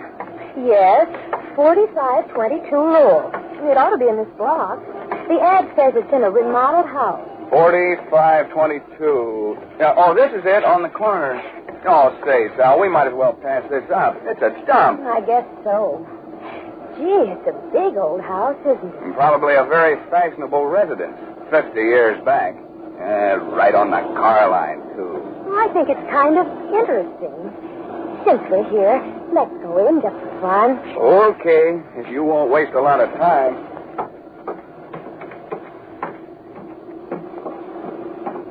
Go on, ring the bell. I did. I don't think it's what we want, though. Now, if somebody doesn't answer in a minute, Yeah? There's an apartment for rent here? Yeah. I'm Mrs. Carter. This is my husband. Your name is Spud. Spud Hackett. Apartment's one side up and to your right. My old lady ain't here, but you can take a gander. Sally, you don't want to climb that steep flight of stairs, do you? Oh, we want to get something on the first floor anyway. Oh, let's look. I don't mind the stairs. We got other prospects. But if you're interested, really interested, well, I might be persuaded to use my influence for a small consideration. Well, we'll have a look first. Okay. Door's open. If you want me, yell. The little chiseler. Gosh, these are dirty stairs. Well, I guess it's pretty hard to keep an old house like this clean. Sally, do you think you ought to be climbing these stairs? Oh, why, of course. Say, I take such good care of this baby, it's going to be spoiled before it's born. Let's see. Well, this must be the one. The door's open. Golly. Make that double. Well, this is the living bedroom, I guess. Yes, here's an inner door there. Oh, come on. We might as well get out of here. Here's the kitchen. No linoleum. Oh. Golly, that's scary. Oh, it's just steam in the pipe. I think there's some water running somewhere, though. Listen. Oh, it's a drain leaking. Oh, there's a coffee can under the sink. Yeah, and what a sink. Installed on the bias. Come on, Sally. We're wasting our time. Let's go. I wonder what the rent is. I don't want to know. I wouldn't live here if they'd paid me. Well, should we just walk out? Shouldn't we say something to somebody? Well, I'll yell. Hey, what's his name? Spud? We're leaving. No sale, huh? I think not, thank you. It isn't quite what we were looking for. It ain't the rest. Spud, tell me something. Why aren't you in that football game over on the playground? Me? I got business to do. Gotta stay until I rent that apartment. Oh, I'm sorry we're not taking it, Spud, but here's a dime for a good businessman. Huh? Gee, thanks. Say, lady, I wish you were moving in here. Bud, where are you? Keep your shirt on. I'm coming. That poor kid. I don't know how you do it, honey. You even make a tough kid like that forget to be tough. Well, what's next on the list?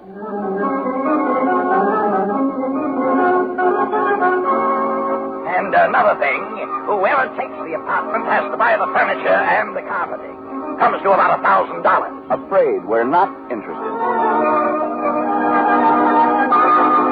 Oh, we didn't understand. I don't think we could share so small an apartment with two businessmen. It just wouldn't work out. No, unfortunately, I haven't a 1949 car to exchange for the lease. I know what you folks are up against, and I wish I could let you have the place. But my brother-in-law wants it, and you know how that is. No, I couldn't possibly pay 2 years' rent in advance. Not at $135 a month, anyway.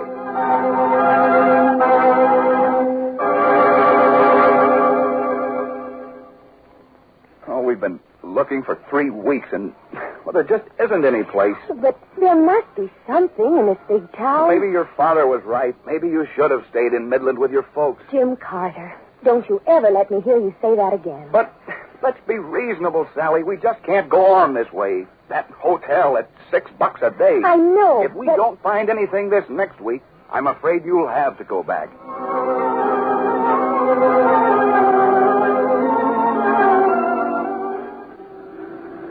Well, there's our Sunday gone. Still no apartment. Come on, let's grab a bus here and go on back to the hotel. All right. Oh, here comes one now. That's a break. You know, I don't think my feet will ever be the same. Well, if you didn't stop to tell your life history to everybody you meet, maybe it wouldn't take us so long everywhere. I know, but somehow... Well, here we are. Let's get on. I've got 2 dimes. Back of the white line, lady. I'm not allowed to start till you get back of the white line. Oh, I'm sorry. We've been apartment hunting all day, and it's so discouraged. Yeah, it's rough. My daughter has the same problem. Where in the world are all the places to live? Sally, honey, come on. There's a seat. Sit down, baby, and let the guy start his bus. I'll take that seat back there. Oh, all right.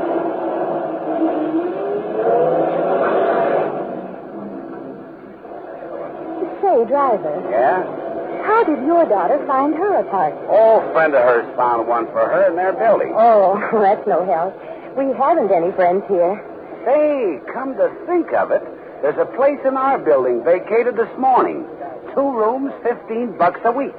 Ain't so hot, but it's a roof over your head. $15 a week? Why, that would be wonderful. Where is it? On Lowell. If you'd like to stop and take a look at it, I'll let you off at the corner. We go right by the door, practically. Jim!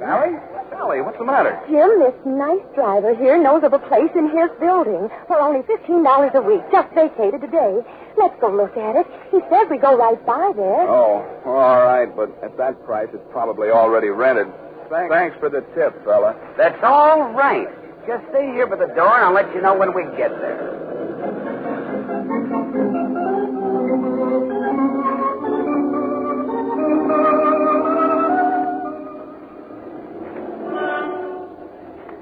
Jim, wait a minute.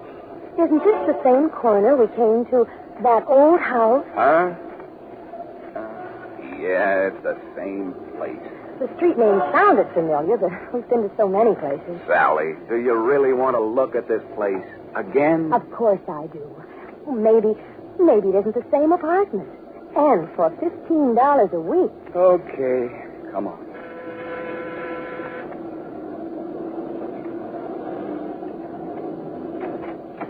Yeah? We were told you have an apartment just vacated. We'd like to look at it. Yeah, tenants just left. Only stayed a few weeks. Well, this way up. It's on the 2nd floor, all right, Sally. That's all right, dear. At least let's look at it.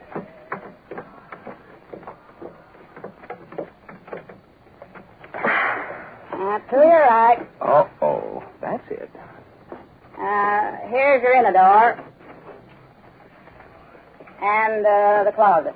Uh-huh.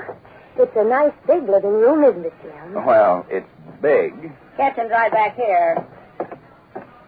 Mm-hmm. No linoleum? Got a good floor. And a new refrigerator. Must be all of 2 cubic feet. And a new stove. The sink looks a little lopsided. Huh? Yeah. We bought that second-hand. Leaks a little, but it's fine if you keep a coffee can under the drain. Where's the bathroom? Down the hall and to your left. No bathroom? Sure, there's a bathroom. I said down the hall and to the left. Well, great Caesar. How many people live here? Just 12. 12 people in one bath? Well, if you don't like it, don't waste my time. As them as does, I assure you. But... Jim, the living room does have a fireplace. Well, for $15 a week. Oh.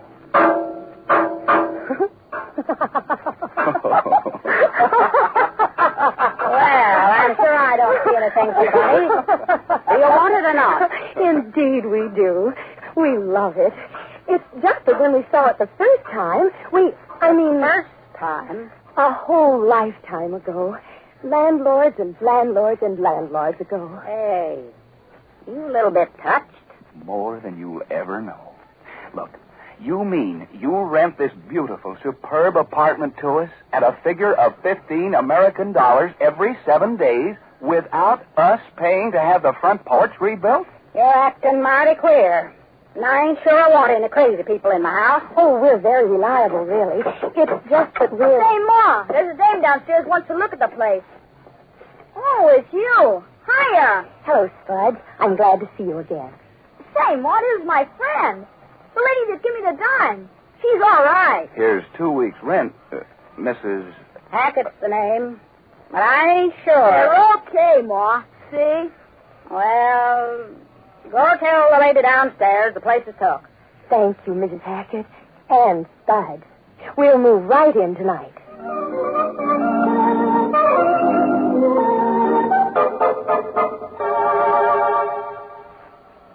You go on down to the desk and check us out of the hotel, Jim. I'll finish this last suitcase. It won't take long. Oh, here, you better let me close these other 2 bags, honey. How 2 people could collect so much stuff in just 5 weeks? Hello? What? Oh, it's for you, Sally. Long distance from Midland. Long distance? Oh, gosh, I hope nothing's happened. Hello? Oh, hello, Mom. Oh, gosh, it's good to hear your voice. No, we're both just fine. And, Mom, the most wonderful thing has happened. We found an apartment. Yes, we're moving in right away. We just can't wait to get out of this hotel. Oh, yes, Mother. In a fine old neighborhood. Huh? Yes, it's a beautiful old residence that's been remodeled into an adorable small apartment. What? No, it's only 2 rooms, but I won't have so much to take care of in a small place. The dearest little kitchen. With a laundry sink. With a new refrigerator. And it's very close to transportation. Streetcar runs right through the living room. And we know we're going to be very happy to be back in a place of our own, Mom. Don't you worry about a thing.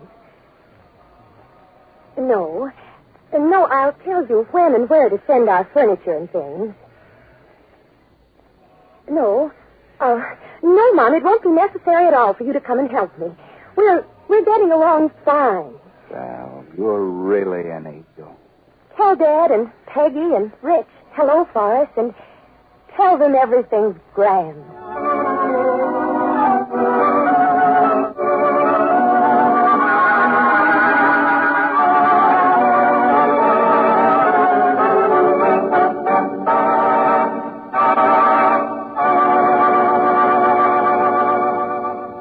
Next week, we'll find out how Jim and Sally Carter are getting along in that new apartment, but right now, let's find out what's going on in Mary Lee Taylor's kitchen. Come on in, Dale. There's always room for one more. You know, Mary Lee, to look at you, anyone would think there's no place on earth you'd rather be than right here in this kitchen. I guess it's because this kitchen seems like home, Dale. And the heart of any home is really the kitchen. Take Thanksgiving, for instance. When you look back, you remember Thanksgiving dinner, of course, with the whole family together. But most of all, you remember the kitchen, with the pies lined up on the table or on the windowsill, and the wonderful smell of the turkey when the oven door was opened. Yeah, and the way Mom looked, all kind of flushed and happy and proud. Mm-hmm. But we'll have to stop looking back now and look ahead to Thanksgiving 1948. Right you are, MLT. And how about that terrific turkey dinner you can cook up for just about $1.50 a person? Well, we start with tomato juice cocktail. Just a teaser. Then roast turkey, done to a turn. I can hardly wait. Any stuffing, any giblet gravy? Stuffing and giblet gravy. The best you ever tasted. And mashed potatoes? Yes, and Brussels sprouts. Oh, good. And jewel salad. And how's that again? Jewel salad. Oh. It's in the new recipe book, Dale. A combination of cream cheese and diced celery molded in lemon gelatin with a zippy seasoning of horseradish, then garnished with slices of jellied cranberry sauce. Hey, that sounds okay. And for dessert, Mary Lee Taylor's pumpkin pie, made with pet milk, and steaming cups of coffee. Happy Thanksgiving. And if it would make it a happier Thanksgiving to spend less, you could have roast chicken at a cost of about 86 cents a person, or you could have a roast pork dinner for about 77 cents a person. Of course, with the roast turkey, you'd have more meat left. But don't expect to have any of that pumpkin pie left. A pumpkin pie made with pet milk disappears in a mighty big hurry. Because pet milk really does things for a pumpkin pie. Gives it that double rich smoothness you can't get with any other form of milk. This Thanksgiving, better make your pumpkin pie the Mary Lee Taylor way with money-saving double rich pet milk. And better send today for Mary Lee's wonderful recipe book, Main Dishes, Salads, and Desserts, which is packed with new money-saving ideas for fall and winter meals. Where to send? Mary Lee Taylor, care of this station, or Pet Milk, St. Louis, Zone 1, Missouri. And now let's find out how to make that famous pumpkin pie of Mary Lee Taylor's. All right, here we go. Start by mixing 3/4 cup brown sugar. Mix 3/4 cup brown sugar. That's a swell way to start. What else? 1 tablespoon flour. 1 tablespoon flour. Okay, I've got that. 1/2 teaspoon salt. 1/2 teaspoon salt. Go ahead. And 2 1/4 teaspoons pumpkin pie spice. 2 1/4 teaspoons pumpkin pie spice. Does that come all mixed, ready to use? That's right. Now, the next thing to do is add 1 1/2 cups of pumpkin, cooked or canned. 1 1/2 cups pumpkin, cooked or canned. Now we're getting somewhere. And 1 1/2 cups pet milk. 1 1/2 cups pet milk, the double rich milk that makes your pumpkin pie double good. And 1 slightly beaten egg. 1 slightly beaten egg. Okay, go ahead. And 2 tablespoons dark molasses. 2 tablespoons dark molasses. That sounds good. Let's see now. So I've got sugar, flour, salt, and pumpkin pie spice mixed together. Then add the pumpkin, pet milk, egg, and molasses. And stir until smooth. Stir until smooth. Sounds better all the time, Mary Lee. Then pour that nice smooth mixture into a deep 9-inch pie pan lined with unbaked pastry. Pour into deep 9-inch pie pan lined with unbaked pastry. Okay, then put into the oven, huh? Yes, in a very hot oven, 450 degrees, and bake for 15 minutes. Bake for 15 minutes in very hot oven, 450 degrees. It doesn't seem like 15 minutes would be long enough. Oh, it isn't. After that first 15 minutes, you reduce the heat to slow, 325 degrees, and bake for 40 minutes longer or until firm. Now, wait a minute. Let me get this down. Bake for 15 minutes in a very hot oven. I have that. Then reduce the heat to slow, 325 degrees, and bake 40 minutes longer or until the pie is nice and firm. Okay? And in place of the 2 1/4 teaspoons of prepared pumpkin pie spice called for in that recipe, you can use 1 teaspoon cinnamon, 1/2 teaspoon nutmeg, 1/2 teaspoon ginger, and 1/4 teaspoon cloves. Cinnamon, nutmeg, ginger, and cloves. Okay, I'll make a mental note of that. And now, how about sweet potato pie, Mary Lee? I come from the South, you know, and I kind of... Yes, I know. And to make sweet potato pie, instead of pumpkin, you use the same amount of cooked or canned sweet potatoes or yams put through a sieve. Use only 1/2 cup of brown sugar, no molasses, and add 2 tablespoons melted butter or margarine. Okay, that's simple enough. And for squash pie, you follow the pumpkin pie recipe and substitute cooked or canned winter squash thoroughly mashed for the pumpkin. But Mary Lee, you haven't told how to make the crust for that pumpkin pie. Oh, but the recipe for unbaked pastry is in the book, Dell, Main Dishes, Salads, and Desserts. And I'm hoping everyone who hasn't a copy will send for one today. And a good idea it is, too. Remember, the way to address your request is Mary Lee Taylor, care of the station to which you are listening, or Pet Milk, St. Louis, Zone 1, Missouri. And the way to be sure of getting the finest possible milk for your family is to get Pet Milk, the first evaporated milk. Pet Milk, the milk that makes cooking more fun, makes coffee taste better, helps babies grow strong and sturdy, and makes your food dollars go further. Oh, and by the way, the Pet Milk labels are worth something to you, too. You've probably seen the tiny Pet Milk charms many women are wearing on bracelets, and if you'll send me 1 Pet Milk label, with your name and address and the word charm printed on the back of the label, I'll send one of these cute miniature pet milk cans to you. And in just a minute, Mary Lee will be back with news about next week's show and today's recipe for happiness. But first, a quick reminder to tune in tonight to Pet Milk's big nighttime musical show, heard over most of these same NBC stations. You'll hear some of radio's outstanding singers, together with the serenaders and Gus Henshin and his Pet Milk Orchestra. So don't miss it. And be sure when you shop to look for the Pet Milk display in your favorite grocery store and help yourself to one of the handy take-home recipe folders featured with this display.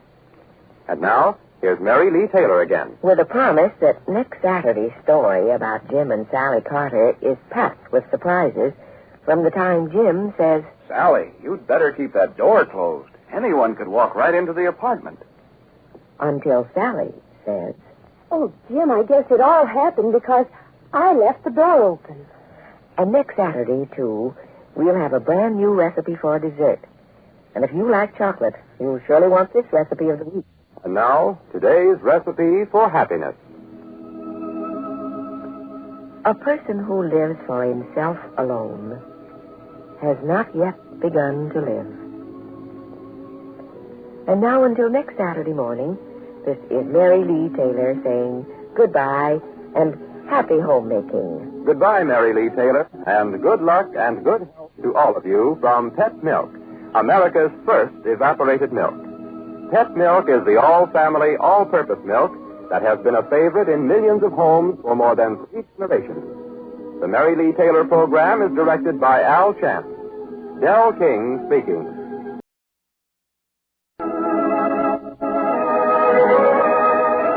The Mary Lee Taylor program. Brought to you by Pet Milk, the first evaporated milk.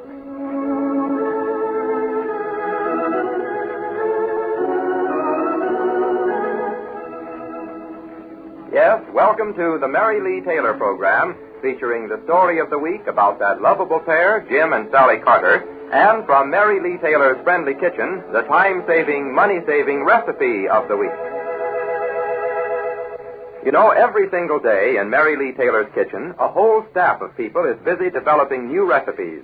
And just a week ago, they completed a whole new wonderful collection called Time-Saving Recipes. And a good name it is, too, because just about every recipe in the book is a time saver of some kind. You can get a copy of this brand new 16-page book free. Just print your name and address and the word Time-Saving Recipes on a postcard. Send the card to Mary Lee Taylor, care of this station, or to Pet Milk, St. Louis, Zone 1, Missouri. And now it's Mary Lee on NBC. Hello, this is Mary Lee Taylor. The story you're going to hear in just a minute is full of surprises. First, Sally was surprised. Jim, jealous? Why, I can't believe it. It seems so silly. Then Jim was surprised. What goes on here? Well, this kind of thing is for women only. Now you've got me curious, Mary Lee. What's it all about? Well, you'll hear, Del. Just as soon as I've promised that after the story, I'm going to give one of my favorite time-saving recipes from our new collection. The recipe for skillet dinner, which is almost a complete meal in itself. And besides being a time saver, this recipe of Mary Lee Taylor's is bound to be a money saver, too, because it's made with money-saving pet milk. Pet milk, you know, costs less, generally, than any other form of milk. And what a lot of extras it gives you. Extra minerals, extra bodybuilding protein, extra vitamins. Because pet milk is good, sweet, whole milk, concentrated to double richness. And speaking of money-saving, Del, today we're going to plan an easy-to-fix dinner that can be prepared for just about $1.32 for 4 people. And it's the kind of meal everyone will enjoy. But before we get into that, let's go to Capital City for today's story about Jim and Sally Carter.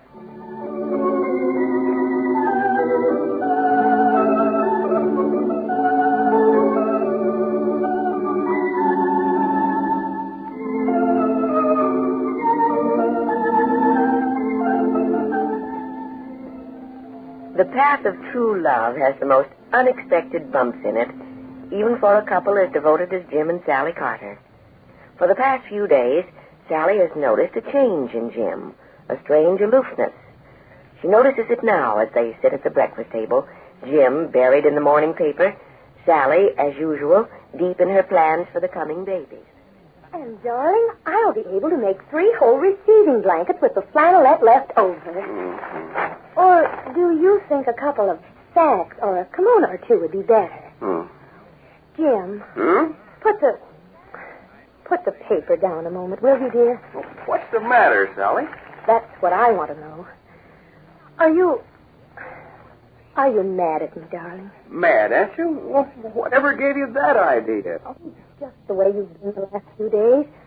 Kind of distant, aloof. Well, you're imagining things, darling. Why should I be mad at you? Well, I don't know, but there's nothing else I can put my finger on. If you were worried about the office, it would be something, but you've been pretty optimistic about it lately. Oh, if it was money, I could understand that, too, but... I repeat, baby, you're imagining things. I'm not mad at you. I love you dearly. Well, where was I? It's almost as though a glass wall were being built between us.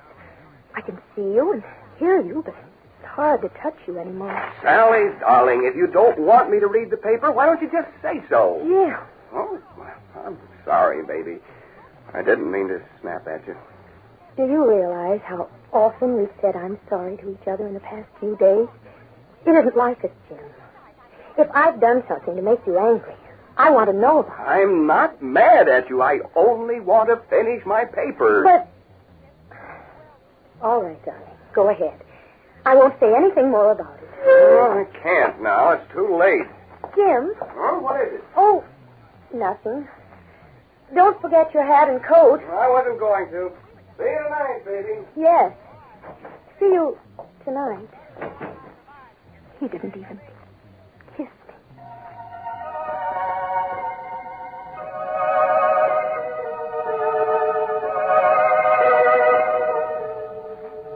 All day long, Sally tried to put Jim's strange behavior from her mind, with no success. She cooked his supper and waited eagerly for him to come home, but Jim didn't come, and didn't come. Minutes became a long half hour. He would have called me if he knew he was going to be late. He knows I've got supper waiting. Perhaps I better call the police. Oh, no, I'm being foolish. Nothing could have happened. But he's usually so prompt. Well, it isn't like him at all. I'll wait 15 minutes more. If he isn't here by then, I'm home, Sally. Sorry to be late. Jim. Sally. Oh, Jim. Oh, I'm so glad to see you, darling. Oh, baby, what's wrong? You're shaking like a leaf. I was so worried. I thought something might have happened. To me? Oh, no, I stopped a minute with the boys, that's all. I guess I didn't notice the time. But, Jim, supper. Oh, I'm sorry, baby. I should have called you. Now, come on. Give me another kiss. There. Now, everything all right? Yes, Jim. It was foolish of me to worry, I guess. You've been worrying a lot lately, Sally. Are you sure you feel all right? Well, I felt a little queer this morning, but I feel much better now. That kiss was good medicine. Maybe you'd better go see Doc Arnold in the morning. Have a checkup. No, that won't be necessary. Get out of your things, dear. I'll get supper heating. Won't be a jiffy. All right. I still think it would be a good idea just to check with Dr. Arnold. Oh, sit down and read the paper, darling. Forget about my being silly. Where'd you put it? Well, on the chair, I think. On the chair? Oh, I don't see it. Wait a minute. Let me see. Oh, yes. Look under the sewing table. Okay, I see it. I slipped out an ad for a baby photographer. Sally, you've cut a hole right through the editorial. Oh, I'm sorry, darling. I didn't realize. Well, look in the sewing table. Oh, look. He sounds like a good photographer. I think we ought to keep a record of the baby right from the start, don't you? Oh. So many people miss that opportunity. Mm-hmm. After all, the baby's only a baby for such a little while. For heaven's sake, Sally, can't you ever talk about anything but the baby? Yeah. Well, I should think... Oh, well, forget it. Babies. That's where babies... Oh, what happened, Jim? Are you hurt? Oh, nothing happened. I stubbed my toe on the chair. Jim, you are still mad about something, aren't you? Oh, Sally, not again. Well, you are. Look at your face. Sally, darling, I only want to read my paper in peace.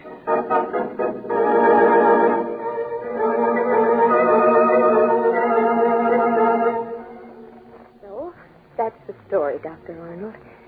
Is it Jim or is it me? I just don't know. Mm-hmm. When Jim came home last night, I thought for an instant that everything was all right again. But it wasn't. Oh, if only there was something I could put my finger on. There is, Mrs. Carter. Only it's so close to you, you can't see it. There he is.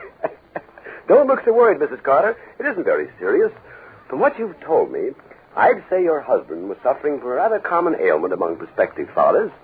We sometimes refer to it as acute second fiddleitis, a form of simple jealousy. Jealousy?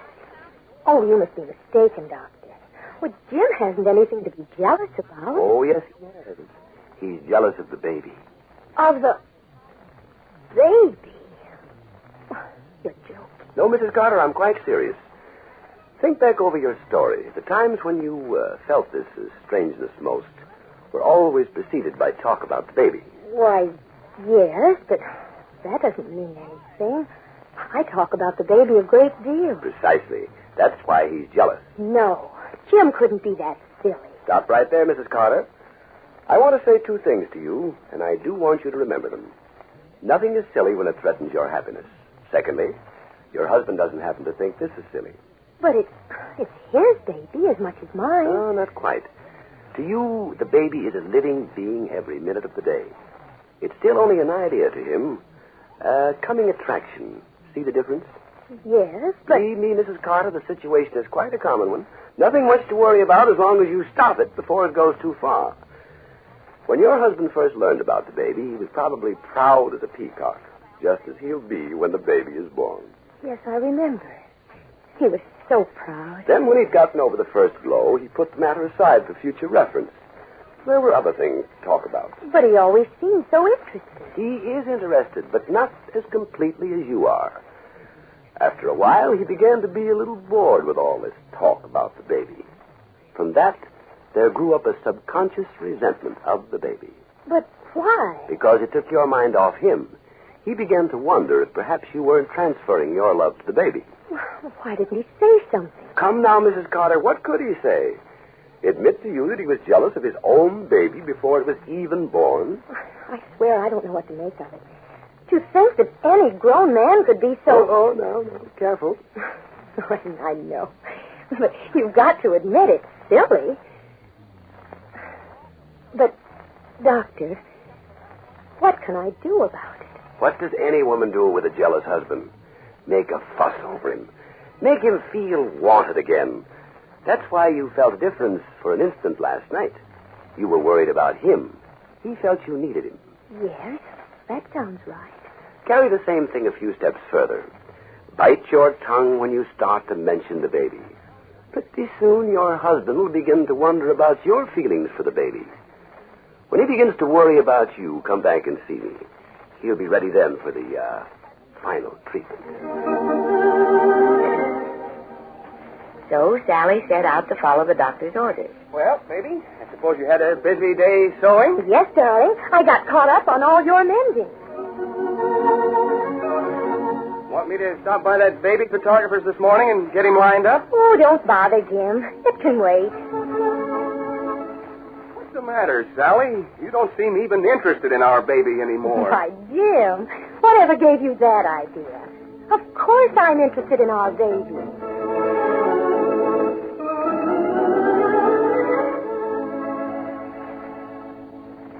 This went on for several days. And then one night... Sally, what's wrong with you anyway? Wrong, Jim? Come on, tell me. I know something's wrong. You've been acting strangely all week.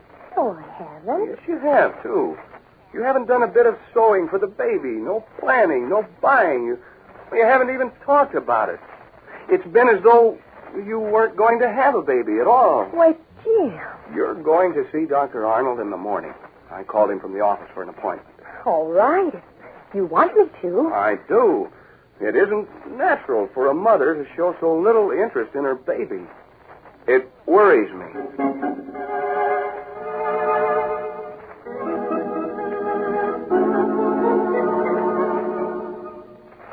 You told me to come back when Jim started worrying about me. So, here I am, Doctor. Fine. And here's my prescription for the final treatment. You will need the cooperation of some of your friends, and Jim will have to be kept completely in the dark.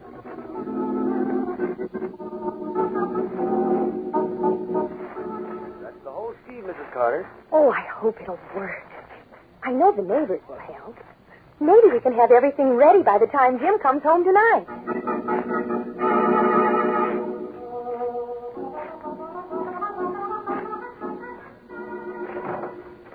Sally, I'm sorry I'm a little late, but what are you doing out here in the hall? Oh, I was just picking up the evening paper and saw you coming, so I thought I'd wait here for you. Well, let's get into the apartment. There's a draft out here.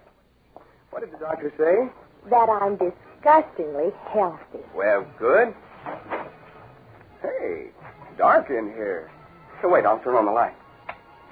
That's funny. Fuse must have blown.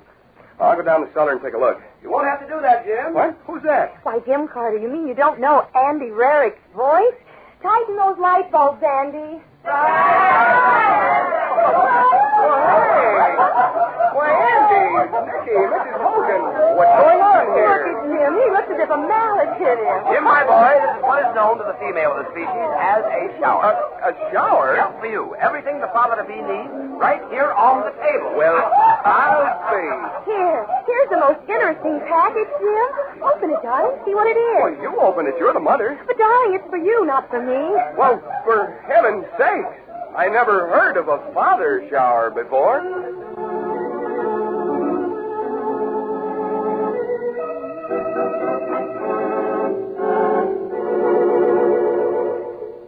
We'll return to Sally and Jim in just half a minute. But first, a quick question. You know what kind of milk Mary Lee Taylor uses in all her wonderful recipes, don't you? Of course you do. But do you also know that if you send Mary Lee just one label off that certain brand of milk, she'll send you something pretty special? Yes, that's right. Just put your name and address on the label and the one word, charm, and send it to Mary Lee, and you'll receive a tiny charm made especially to wear on a charm bracelet or key ring. Lots of people are wearing them, stores are selling them, and Mary Lee has one for you. She'll tell you more about it at the close of the program. But right now, back to our story about Jim and Sally Carter. Gosh, honey, that was swell of the neighbors. I don't know what to say. Ear stoppers so I won't lose sleep when the baby cries. Cigars to pass out.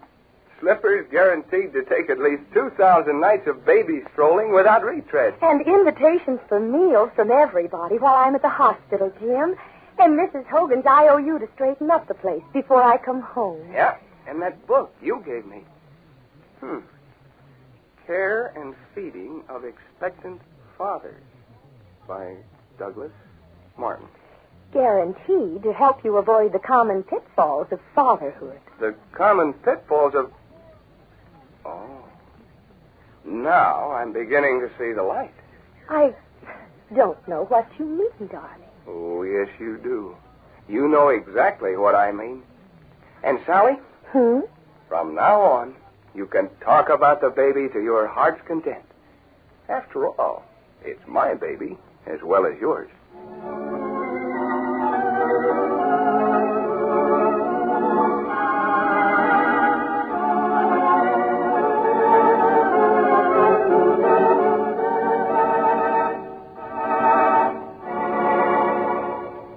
Next Saturday morning, we'll bring you another delightful story about Jim and Sally Carter.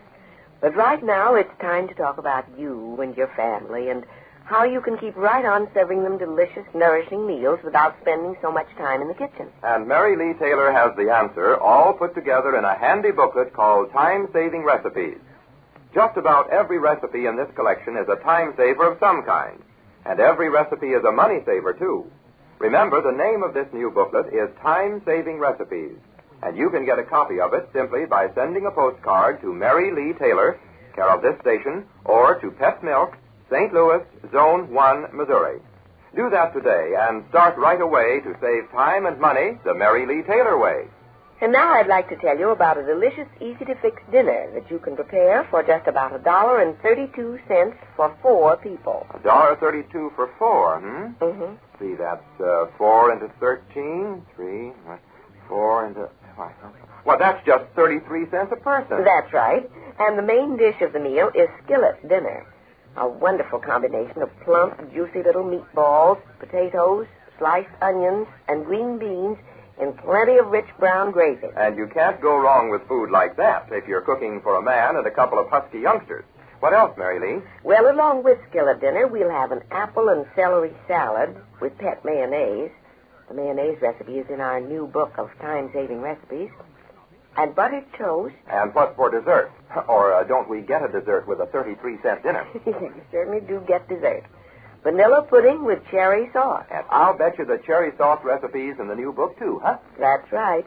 But you don't have to wait for the book to find out how to fix the skillet dinner.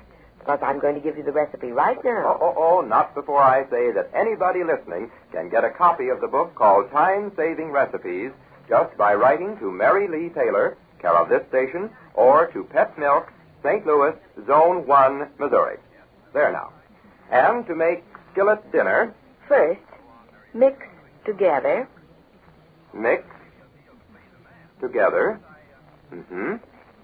1/2 pound of ground meat. You can use beef, veal, lamb, pork, or a mixture of any of these meats. Okay. That's 1/2 pound ground meat. 1/3 cup pet milk. 1/3 cup pet milk. Money saving, stay sweet, easy to carry, handy to use, pet milk. 1/3 cup rolled oats. Uncooked, of course. 1/3 cup rolled oats. I'm not selling oats, so we can get right along with the recipe. And 1/2 teaspoon salt. 1/2 teaspoon salt. Okay. Mix the meat, pet milk, oats, and salt together. Then what? Dip your fingers in water to keep the meat from sticking to them, and shape that meat mixture into 16 little round patties. Shape into 16 round patties. Yeah, go ahead. Roll the patties, one at a time, in 1 1/2 tablespoons flour. Well, roll one at a time in 1 1/2 tablespoons flour. Okay, what next?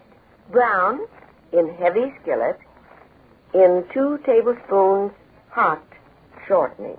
Brown in heavy skillet in 2 tablespoons hot shortening.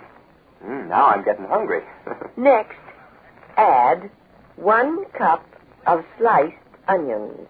Add 1 cup sliced onions. And oh, brother, do I go for juicy meatballs and onions.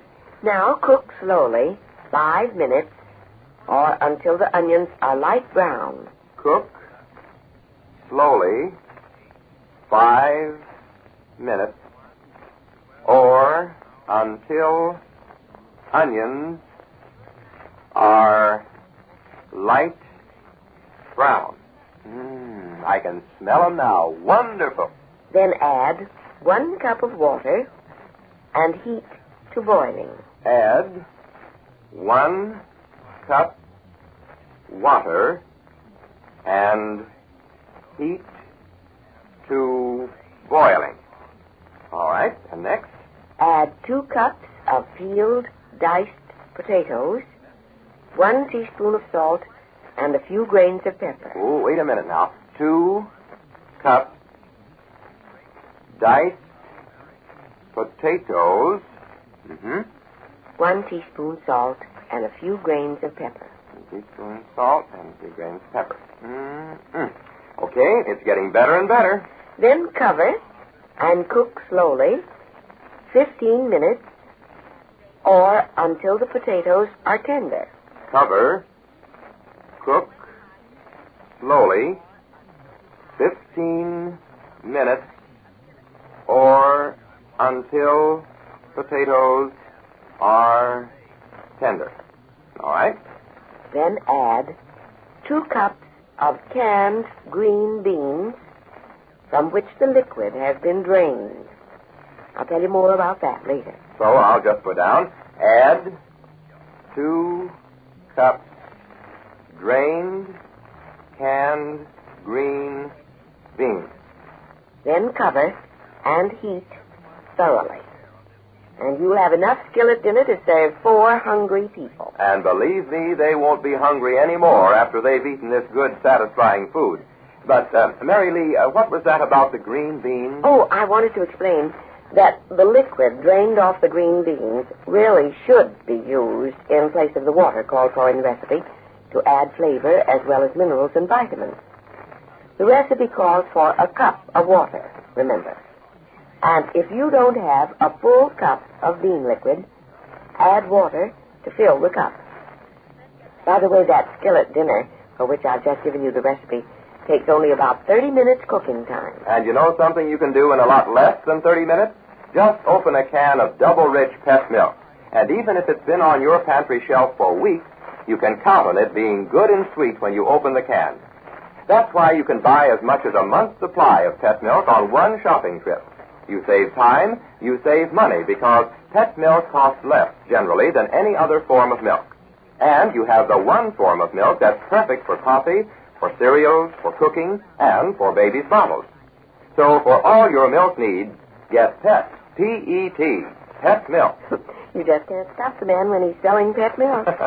But I would like to add that the 1 1/2 tablespoons of flour you roll the meatballs in is just enough to thicken the liquid during the cooking so that you end up with brown gravy of just the right consistency.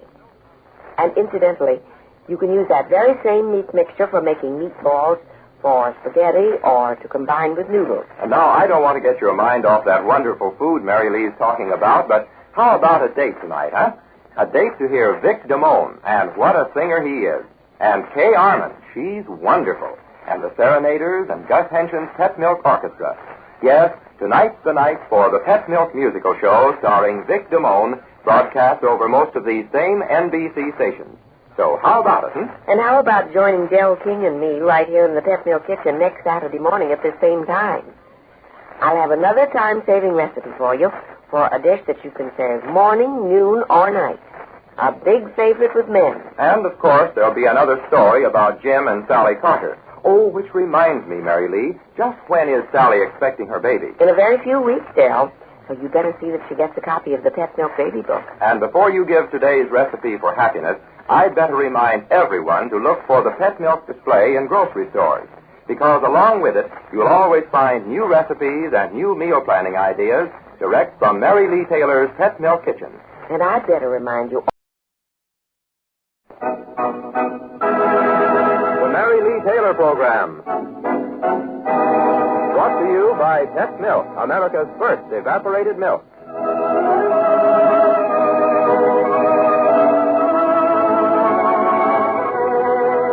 Yes, it's Mary Lee Taylor time. Time to enjoy another story about that lovable pair, Jim and Sally Carter, and hear another recipe of the week from Mary Lee Taylor's Friendly Kitchen.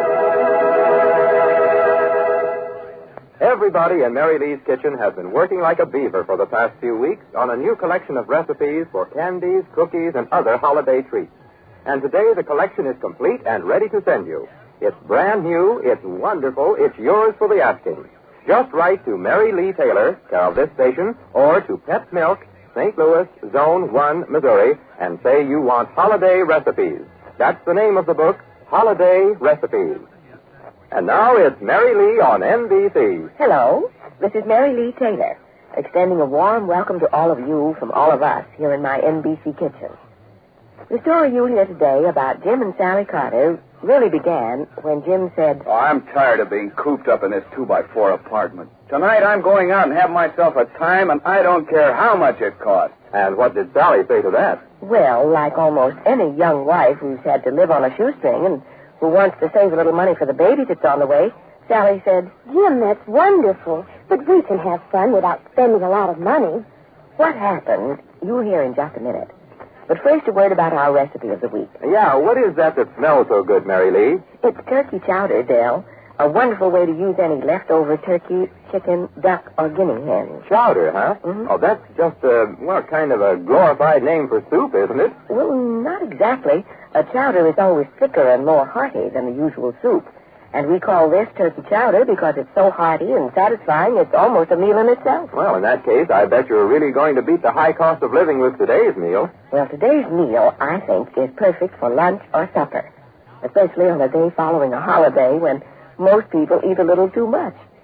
And this meal, delicious and satisfying as it is, costs only 76 cents for 4 big servings if you use leftover turkey or other poultry to use for making the chowder. And how you can perform that money-saving miracle, we'll hear right after our story. And just in case you didn't realize it, you can save money every time you buy milk for your family when the milk you buy is PET evaporated milk. Because PET is good, sweet, whole milk, concentrated to double richness, it's perfect for coffee or cereals just as is. And in recipes calling for ordinary milk, you simply mix double-rich PET milk with an equal amount of water. Yes, use PET milk for all your milk needs.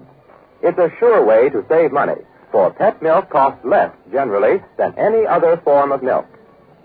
And now, today's story called Jim's Night Out.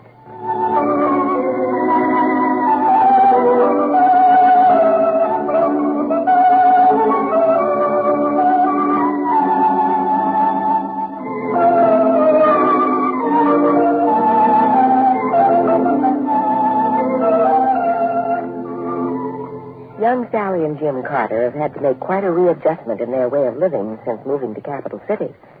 Instead of a comfortable little home, they now have a room and a half in a dingy old house and a bathroom which they share with 12 other people. But Sally's taking it in her stride. Right now, waiting for Jim to come home, she's decided to spend a little time at the piano, which takes up far too much room in the apartment, but which Sally was secretly glad her mother had sent with other furniture from Midland.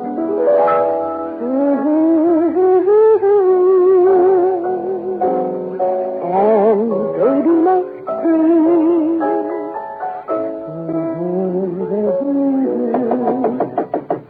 Well, wonder who that is. Oh, Mrs. Barrett. I hope you don't mind, Mrs. Carter. I was just coming home and heard the piano and you singing, and, well, I of course I don't mind. Come in. I'd love it. I want to get to know my neighbors better. I thought if you and your husband aren't busy tonight, you might, well, Andy and I'd like you to come up to our apartment for spaghetti supper. Why, that's awfully nice of you, Mrs. Barrett, but you see, Jim just telephoned on his way home and said he had a surprise, that I shouldn't even start dinner. Well, some other time, maybe? Of course. We'd love it. And when I find out what Jim's surprise is, maybe I'll wish I'd taken you up on your invitation. I can't imagine what he's up to.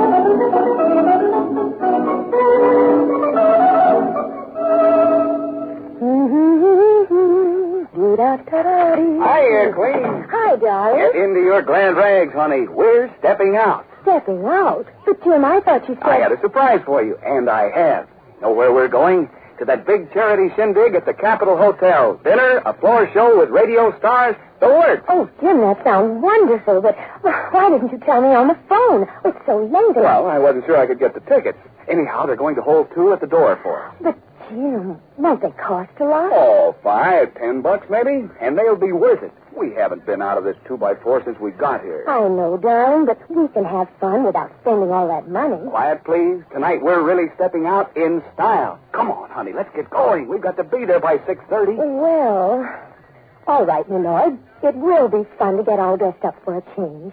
What, a draw straws for first bath? You go on ahead. Takes you longer to dress than it does me. But hurry it up, will you? I will if there aren't 5 other people waiting to use the bathroom.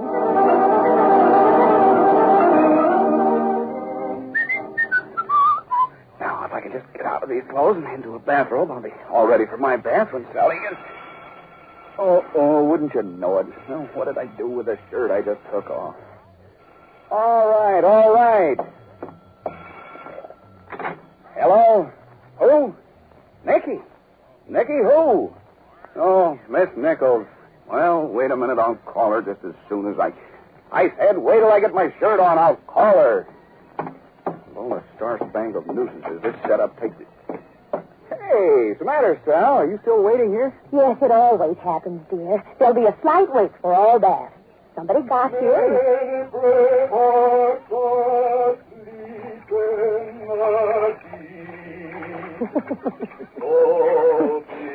In the program in progress, I spoke with Mr. Gulliver. You know, our friend the bus driver. Yeah, I remember. I'm just waiting him on. Oh, did you want something, dear? No, but Miss Nichols just wanted on the telephone. We certainly walked into a fast one there. Thought we were getting something, a room with a phone in it. Why didn't they tell us it was a community telephone? Oh, well, it's a good way to get acquainted with our neighbors. I don't want to get acquainted with them. Where does this Nichols dame live? 3rd floor, 1st door on the right. Okay. Fine thing. Playing general flunky every time the phone rings. Sharing a bath with 12 other people and... Miss Nichols, telephone. What did you say? I said you... someone wants you on the phone, Miss Nichols. Oh, thank you. I'll come down with you. You're Mr. Carter, aren't you? Why, yes. I've seen you before, but of course you wouldn't have noticed me. Well, I've noticed you now. Well, I'm sorry about this phone call. I know it's a terrible imposition. Not at all, Miss Nichols. You might as well call me Nicky. Oh, good evening, Mrs. Carter. Hello, Nicky. It's just down the hall, the second door on the left. Here, She knows where it is, darling. Oh. Yes, thank you.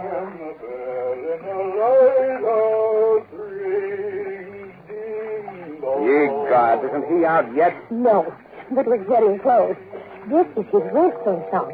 Then he drives off with one chorus of Roll Out the Barrel, and it's all mine. What a life. Standing in line for a bath, listening to a homemade baritone yodel.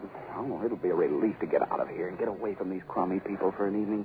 Darling, they're not crummy people. What makes you think that? Well, they live here, don't they? What other kind of people would live in a dump like this? We live here, my pet. Oh, yeah, but that's different. We don't belong here. Maybe the others don't either, darling. Besides, we can't judge people by where they live or the clothes they wear or the money they make. Yeah. I'm sure after you meet them, you'll find our neighbors here just as much worth knowing as the people we might see at that dinner tonight. Oh, don't be silly, hon. Why, we've got nothing in common with these people at all. Except maybe that Nichols girl. She seems fairly intelligent. Well, maybe you'll find some of the others are all right, too, once you get acquainted. Okay, baby, but I don't want to get acquainted. I just want to get away from them. I'm going back to the room. I won't be long, dear. Oh, did you get your phone call all right, Nicky? Oh, yes, Mr. Carter. It was a gentleman I had a date to go to dinner with, but he's tied up at his office. Said he'd call back in a few minutes, so I thought you wouldn't mind if I waited for the call. Oh, no, that's quite all right, Nicky. Just go on back in and make yourself at home, and I'll be back in a minute. Now, here, I'll close the door. What's the matter, Jim? I guess I'm sort of stymied. I can't change my clothes because that Nichols girl is waiting for someone to call her back. Oh, dear. Oh, well, if you want to save time, you can hold my place here, and I'll go back to the room and put my hair up. That'll help some. Okay, just so we get out of here.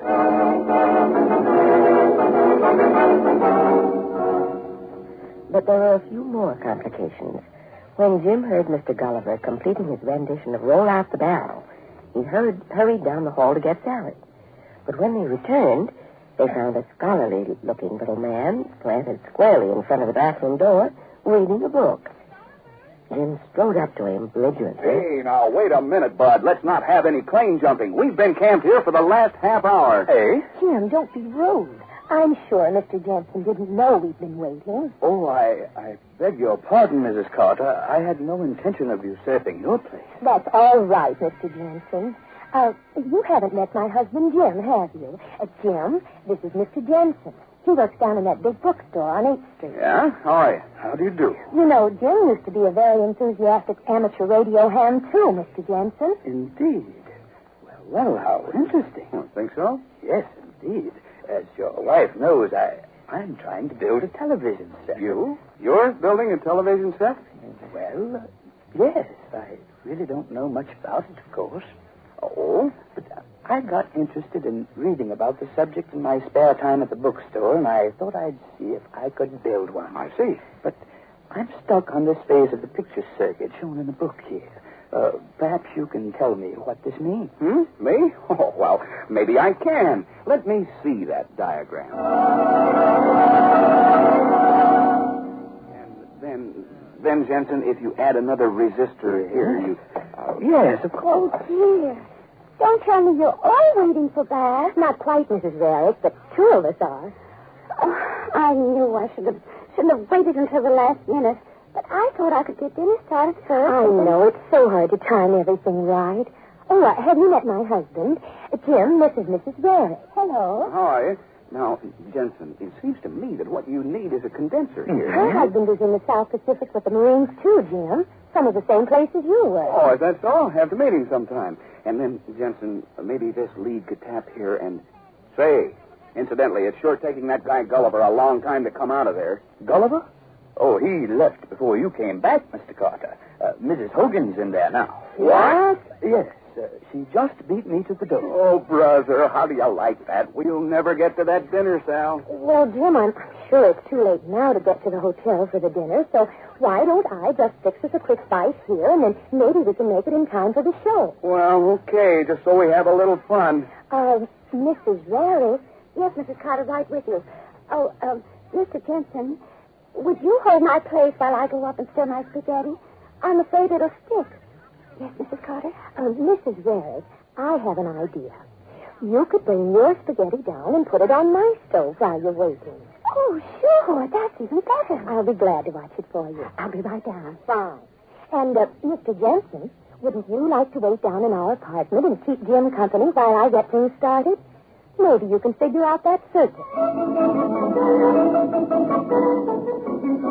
I hope I'm not in the way, Mrs. Carter, but I'm still waiting for my date to call back. Of course you're not in the way, Missy. In fact, you can help me set the table if you don't mind. Jim, as long as Mrs. Varick has her spaghetti down here, don't you think we might as well ask them to eat here with us? You wanted to meet Andy anyway. Well, but Sally, tonight of all nights. There's just one thing I forgot, Mrs. Carter. We'd asked Mr. Gulliver in for dinner. Why, that's all right. Bring him along, Mrs. Varick. The more the merrier.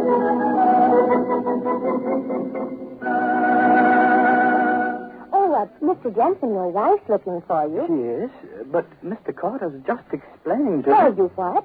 Go ask her if she won't bring your dinner over here, too. And you can both join us. Oh, fine. I'll go get her. Oh, and you better get your blueprints, Jensen. We can't tell anything from this book. Oh, you leaving, Nicky? Yes, my date can't get away. I guess I'm stood up on that dinner. Well, why don't you just stay here and join the party, Nicky? There's always room for one more, isn't there, Sally? Why, yes. Absolutely.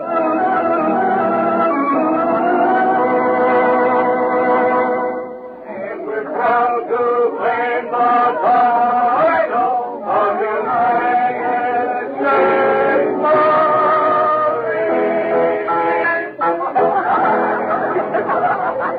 Mr. Carter. Mr. Carter. I mean, Jim. I'm glad my date didn't call back. This is fun. I hope Mrs. Varick and Sally don't mind that I'm not helping with the dishes. There's really not room in the kitchen for three. And while this was happening in the Carter living room, out in the kitchen, Mrs. Varick was saying, Sally, it couldn't have been a better party. You've been planning it for days. It couldn't have been a party at all without your spaghetti. Oh, be sure to give me that recipe, will you, Mrs. Varick? Yes. If you give me your recipe for managing a husband. Oh, what? I don't manage, Jim. You mean you're smart enough to manage him without his knowing it? No, really. Oh, my goodness. Is it that late? Mm-hmm. Are you really going to try to get to that hotel in time to see the floor show? I'm not sure, Mrs. Rarick. You see, I let Jim make all the decisions. I see. So, I think I'll ask him right now if he's ready to go. Let's go in and join the others. I never heard of better baritone in all my life. Jim, I hate to break this out, but if you really want to see that floor show, we'd better get started. Huh? Oh, well, look, Sal, I hate to let you down. I know how much you've counted. I haven't had a chance to play a piano in years. And this is the first chance I've had to get acquainted with our neighbors. So, if you don't mind, honey. No, darling. Of course not. Whatever you say. Okay. Come on, gang. Let's have a little music. Right, come on. Gee, this is really a swell evening. From the halls of Montezuma to the shores of Tripoli.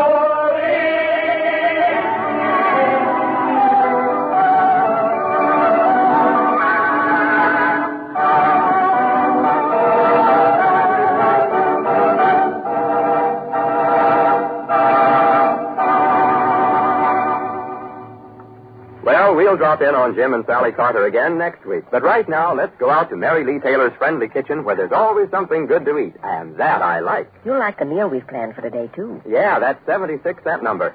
I know a couple of places where I can buy a good lunch for 76 cents, but how you can serve 4 people for just that much money gets me. Well, you can do it, as I mentioned earlier, if you have leftover turkey or other poultry for making the chowder.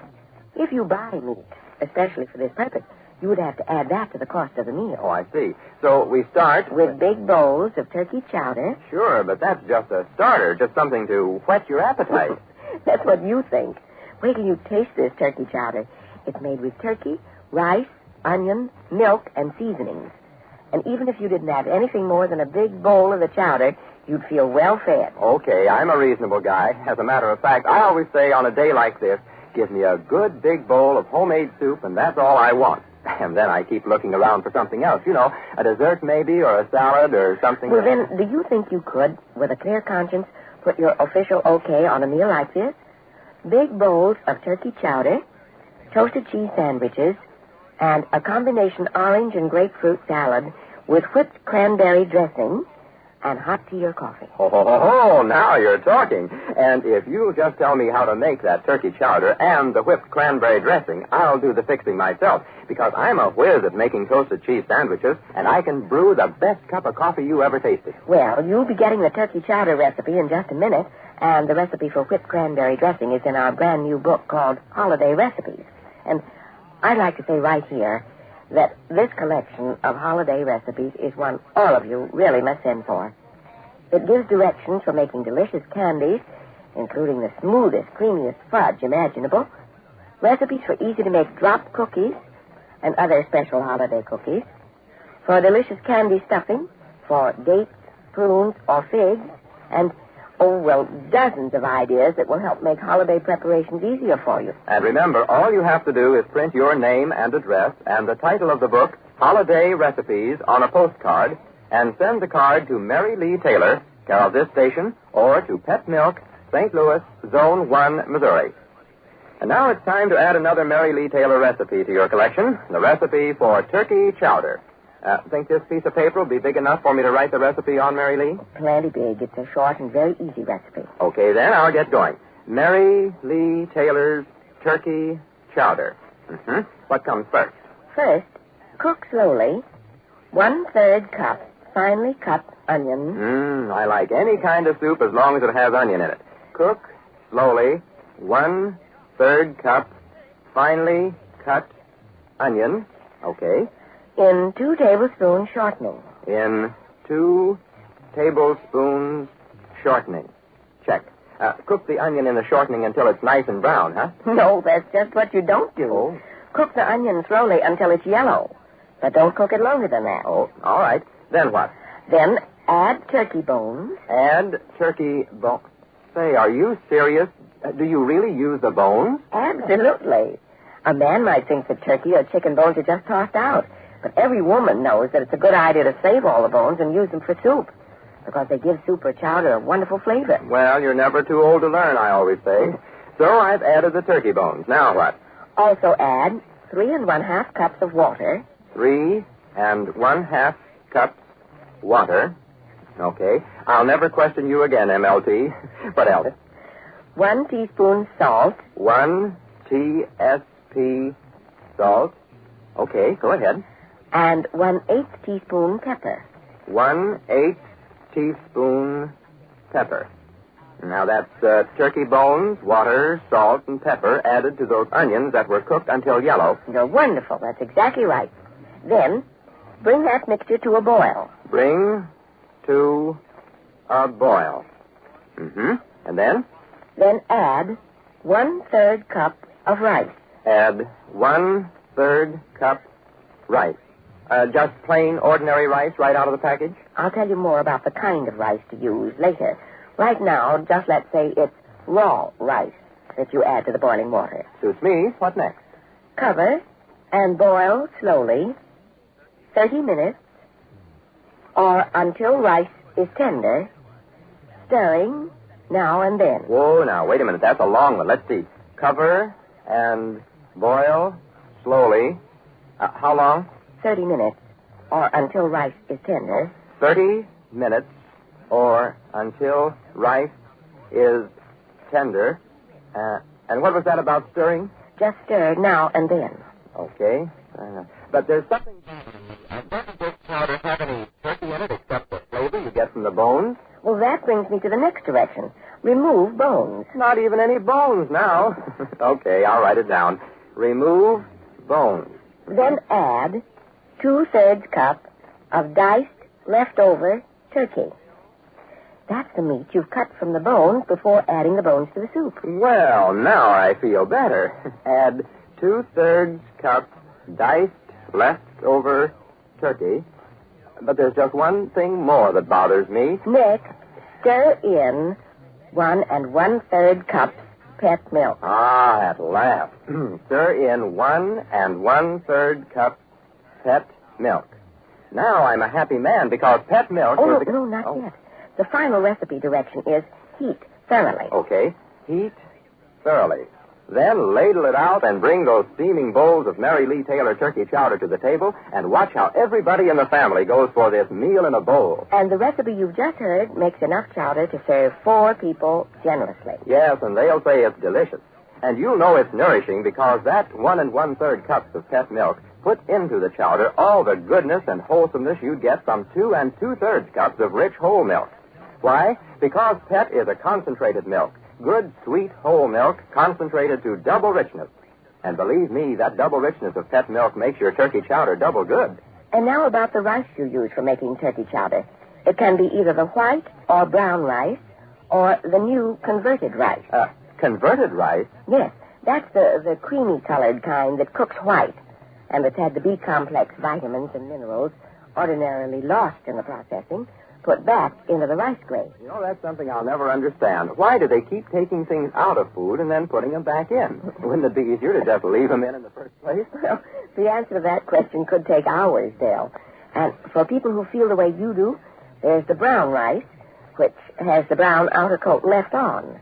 And in that brown coat are the important minerals and vitamins. Okay, make my turkey chowder with brown rice, please. Well, if you do use the brown rice, though, you will need to cook it a little longer. Say 45 minutes instead of the 30 minutes called for in the recipe. Well, that's all right with me because I'll use some of those extra minutes to say that pet milk, so wonderful to use in cooking, is also a favorite form of milk for babies because pet milk has what babies need for building strong, straight bones, sound teeth, and for making the very best of growth. And if you want a book that will really make it easier for you to care for and train your baby, Pet has it. Just ask Mary Lee Taylor to send you a copy of the Pet Baby Book. She'll be glad to. Now, may I say something more about the rice? Oh, I'm sorry. I thought we were all finished with the rice. Well, there's just one more tip that's important to remember. If you do use the ordinary white polished rice, it's best to wash it in cold water before you add it to the soup to remove the coat of powder, which always causes some stickiness. Well, how about the brown rice or that, what do you call it, kind? The brown rice doesn't need the cold water bath, and neither does the converted rice. Converted, yeah, that's what I meant. By the way, Mary Lee, has anybody on this program mentioned the wonderful recipes in the grocery store folder? No, but I hope everyone listening will pick up one of the recipe and meal planning folders that's featured in grocery stores along with the pet milk display. I hope they'll pick up some pet milk, too. And tonight, for a half hour of honest-to-goodness musical enjoyment, tune in to Vic Damone on the Pet Milk Show with the Serenaders and Gus Henshin and the Pet Milk Orchestra. Vic Damone on the Pet Milk Show comes to you over most of these same NBC stations every Saturday night. In just a second, I'll give you today's recipe for happiness. But first, a word about next Saturday's program. The recipe of the week for next Saturday is a quick, easy recipe for a traditional Christmas cake. And the story is about an unforgettable chapter in the life of Jim and Sally Carter. And that means you can count on hearing another happy half hour next Saturday morning when you tune in for Mary Lee on NBC. And now, today's recipe for happiness.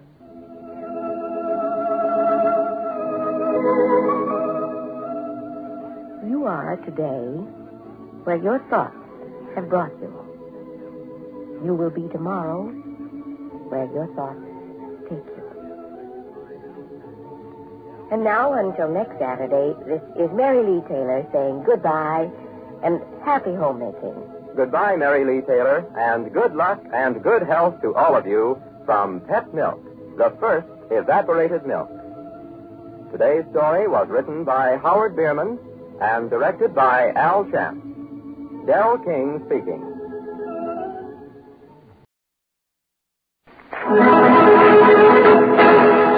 The Mary Lee Taylor Program. Brought to you by Pet Milk, America's first evaporated milk.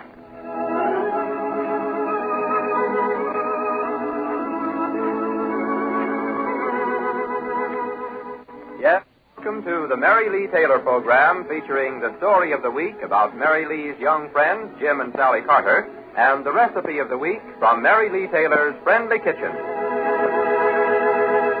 Did you know there's a brand new Mary Lee Taylor recipe book rolling off the presses? A beautiful 16-page book of holiday recipes, including wonderful candies, cookies, and dozens of other tempting holiday foods. To get a free copy, just do this. Print your name and address and the words Holiday Recipes on a postcard, and mail the card to Mary Lee Taylor, care of this station, or to Pet Milk, St. Louis, Zone 1, Missouri. And now it's Mary Lee on NBC. Hello, this is Mary Lee Taylor, and I want you to know I'm happy as can be this morning because thousands of you have written me this past week to tell me how much you like the recipes I give you and how much you enjoy our Saturday morning story. And that's what I like to hear. And speaking of our Saturday morning story, Mary Lee, what are Jim and Sally Carter up to this week? This week, all their attention is centered on the baby. The baby? But the baby isn't... I know. Sally's baby is not due to arrive for several months. But just the same, today's story couldn't have happened if it hadn't been for the baby.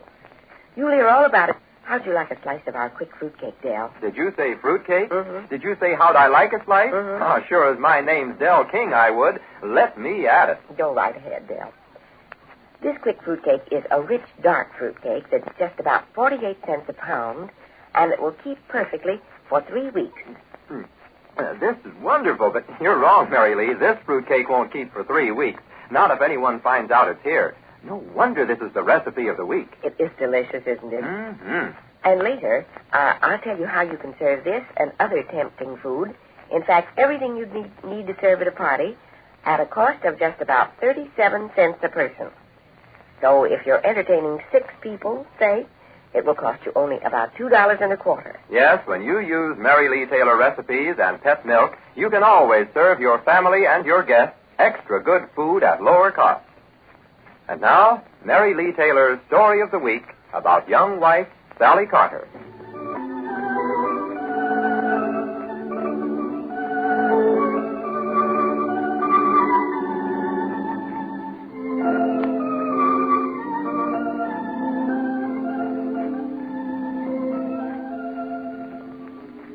Not long ago, young Sally and Jim Carter moved from a comfortable little house in the small town of Midland to a room-and-a-half apartment in bustling capital city, where Jim has a new job, and they're expecting a blessed event. At least that's how Sally feels about the baby that's on the way. And she's equally thrilled about another baby that has recently made his arrival. Jim, listen to this. The young prince will be christened in Sandringham Castle, favorite residence of his grandparents, King George and Queen Elizabeth. He may wear the traditional christening robe of handmade lace, last worn by his great-uncle, the Prince of Wales. Jim, you're not even listening. No, I'm listening, all right. Just think. Our baby will be growing up at almost exactly the same time. Yeah.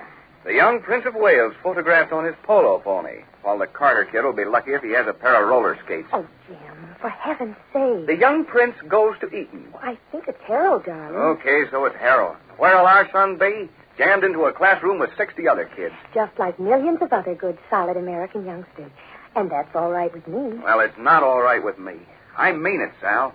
I want my son to have the things I didn't have when I was a kid. Things like what, Jim? Security, mostly. And that means I've got to find another job where I can make a lot more money than I'm making now. Oh, Jim. Jim, you're such a sweet guy, and you get so mixed up sometimes. You talk of security. Do you remember what you said when we got married? I probably said a lot of things. You said that our being married gave you the security you'd never had.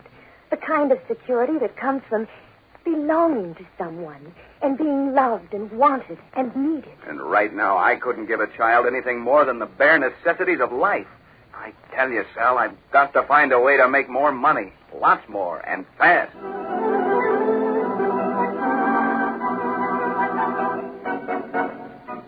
Hey, Sally, look here, I found it. Found what, Jim? That lucky coin I carried all through the war, and I thought I'd lost it. It was in this box with all those papers I packed when we moved. Now I know something good's gonna happen.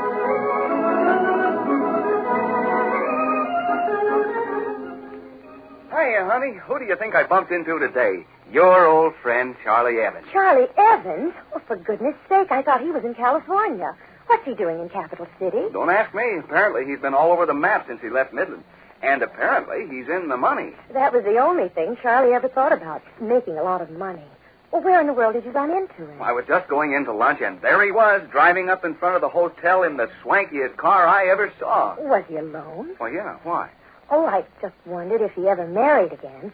There was a lot of talk in Midland when he and his wife were divorced. Well, he certainly didn't mention his family at lunch. Oh, you had lunch with him? Yep, and he wants to see you, Sal. He's taking us out to dinner tonight. Hey, that can't be Charlie. Not this early. Oh, it's Nicky. Hello, Nicky. Hi, you two. Sorry to bother you, but do you mind if I use the community phone? No, of course not. Go right ahead, Nicky. Thanks. There's one thing I hate. It's sitting around just waiting. Hello? Is Mr. Woody there? Mr. Alan Woody? Thank you. Getting all dressed up and not having any place to go. Hello? Oh, hello, Alan. This is Nicky. You said to give you a call, and I just wondered if... Oh, of course I understand, and it's all right. As a matter of fact, I have something else to do tonight anyway. Of course. Some other time? Goodbye. Well, that's that. Guess I'll eat at Hamburger Heaven. Thanks for the use of the phone. Hey, Nicky, wait. You have got a dinner date tonight. I have? Yep, with a big, handsome fellow by the name of Charlie Evans, friend of ours from Sally's old hometown. Isn't that right, Sally? Yes. Oh, of course. Very nice, too. You see, Charlie's coming to take Sally and me out to dinner. And if I know Charlie, he'd love a cute little gal to dance with. He always did. So how about it, Nicky? What time's he coming, Jim? 7:00. Oh, that's wonderful. See you later. Sally, you're wonderful. You always catch on right away.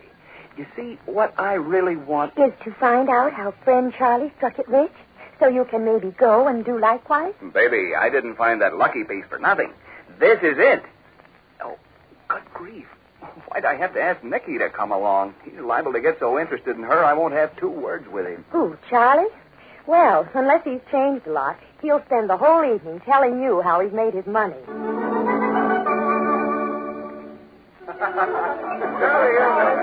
Sally, you're wonderful. I always did want to know someone who could order dinner without looking at the right side of the menu. Well, what's money for if you can't spend it? That's what I always say. This is fun, and it's so good seeing you again, Charlie. Yeah, sure is. Well, it's pretty swell of you three to cheer up a lonely guy in a strange town. After a while, even the best hotel suites start looking alike. But you don't live all the time in hotels, do you?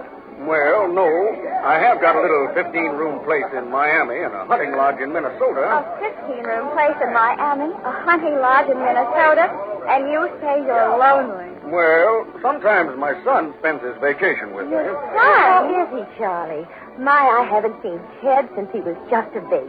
Well, he's not a baby now. He's 8. No, I guess he must be 9 years old. Well, what do you do with him, Charlie, when you're traipsing all over the country? It seems to me. Oh, he's with his mother between school terms. Right now he's in military school in California. My gosh. Do you have a home in California, too? Well, not exactly. Didn't Sally tell you? My wife and I are divorced. For heaven's sake, what woman in her right mind would let you go? Well, thank you, Nicky.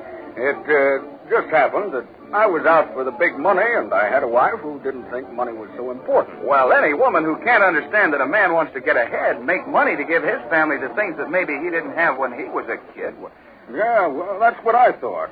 Sometimes a man doesn't always understand what a woman wants. It sure looks like I didn't. Does your son look like you, Charlie? I'll bet he's cute. Well, he has more hair than I have. I haven't seen him for almost a year. It seems a shame, Charlie, to be missing so much of his life while he's growing up. Well, he's getting along okay. He's got everything money can buy. A lucky kid. Sometimes that isn't enough. For goodness sake, we're getting awful solemn. This is supposed to be a party. The music started again. Come on, somebody. I want to dance. Hey, that's a good idea. How about a dance with me, Sally? Just for old time's sake. Oh, no thanks, Charlie. I'd rather hear some more about you. Where you've been. What kind of work you've been doing. Yeah, Charlie. What are you doing anyway? I keep telling Sally there must be easier ways of making money than just plugging along the way I'm doing. Big money, I mean. Say, don't you people get enough of business in the daytime? There's an awful lot of swell music going to waste.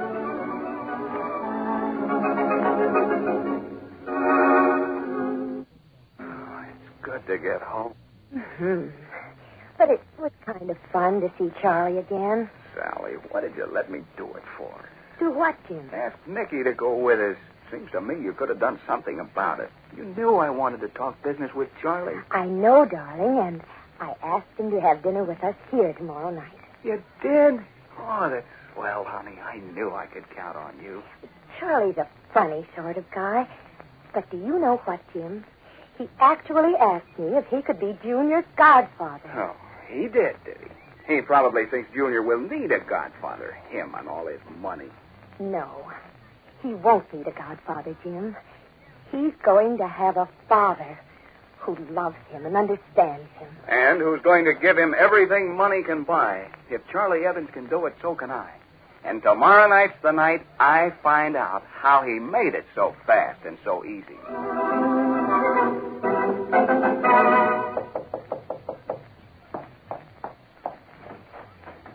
Hiya, folks. Dinner ready? Oh, no, of course not. It's much too early, Charlie, but come on in. Jim will be home any minute. Oh, he's not home yet, huh? Pretty cozy little place you got here, Sally. I think so. Sal, maybe this is out of line, but are you and Jim making out all right?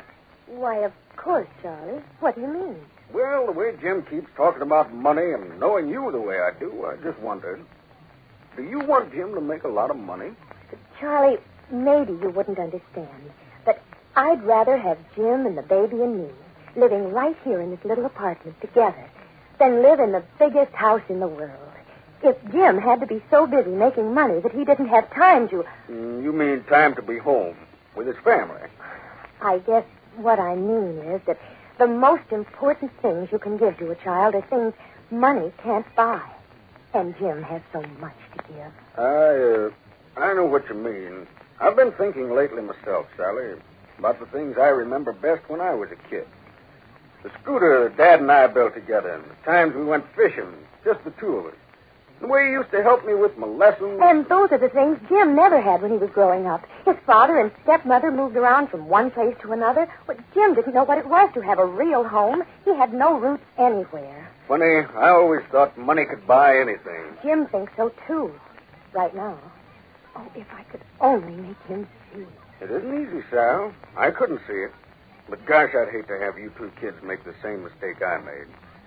If there's any way I can help... I don't know, Charlie. It's sweet of you to want to help, but I think we'll work it out all right, Jim and I. Sure. Maybe I can do something about it. What, Charlie? Never mind. But if it works, it'll be the biggest deal I ever put over in my life.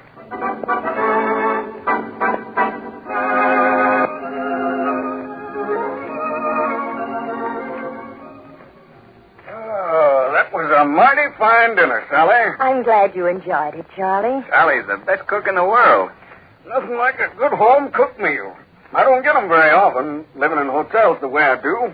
You never have told us about your work, Charlie. I know Jim would be interested. Yeah, you were kept so busy dancing with Nicky last night. Well, as a matter of fact, I did want to talk to you, Jim.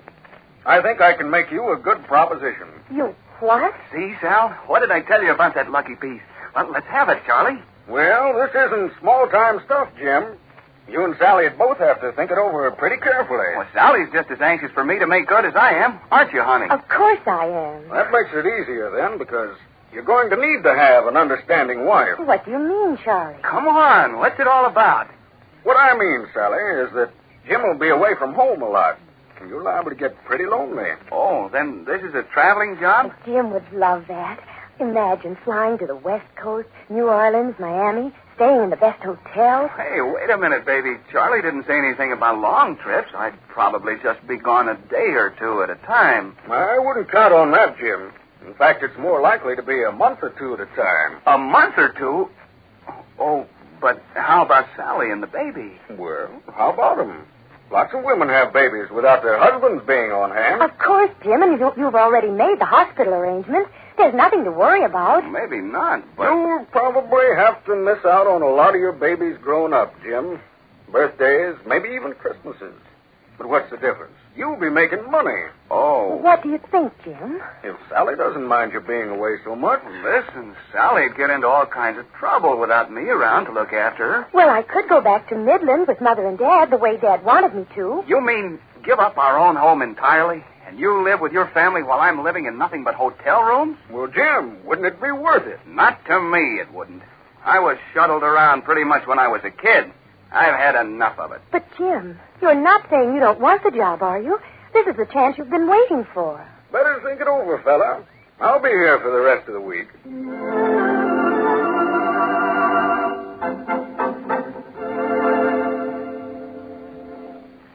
We'll be back with Sally and Jim in half a minute. But first, a reminder to be sure to send today for your free copy of Mary Lee Taylor's Holiday Recipes. Just print your name, address, and the title of the book, Holiday Recipes, on a card and send it to Mary Lee Taylor, care of this station. If you'd also like a copy of our valuable baby book, approved by a well-known doctor and used by millions of young mothers, add the word baby book to the card you send in for the recipe book. And now, back to our story.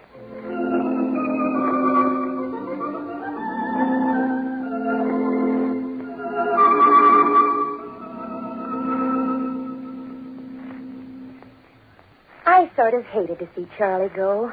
He's really a very nice person. Yeah, but I don't know. He sure missed the boat somewhere along the line. Jim, are you sure you made the right decision turning down Charlie's offer? Shucks, honey. Money isn't everything. You're right, darling. Yeah, what Charlie doesn't seem to realize is that there are some things money can't buy. Of course, darling. Things like security, mostly. The kind of security that comes from belonging to someone and being loved and wanted and needed. You're absolutely right, darling.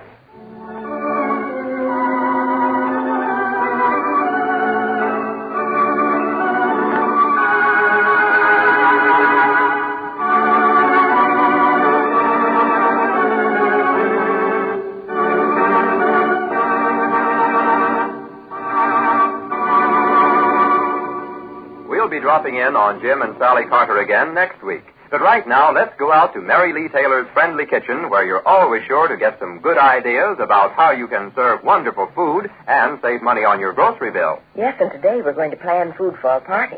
The kind of food you'll be proud to serve, yet you can prepare it for as little as 37 cents a person. And pardon me for pointing, Mary Lee, but that can of milk there on the table is one reason you can do so much for so little. It's pet milk, and that means it's good, sweet, whole milk concentrated to double richness. Yes, double rich. Yeah. That's why in recipes calling for ordinary milk, you can use pet milk mixed with an equal amount of water. Yeah. That's why you can use pet milk in coffee, thick, double rich, just as it comes from the can. And this wonderful Stay Sweet milk, pet milk, costs less generally than any other form of milk.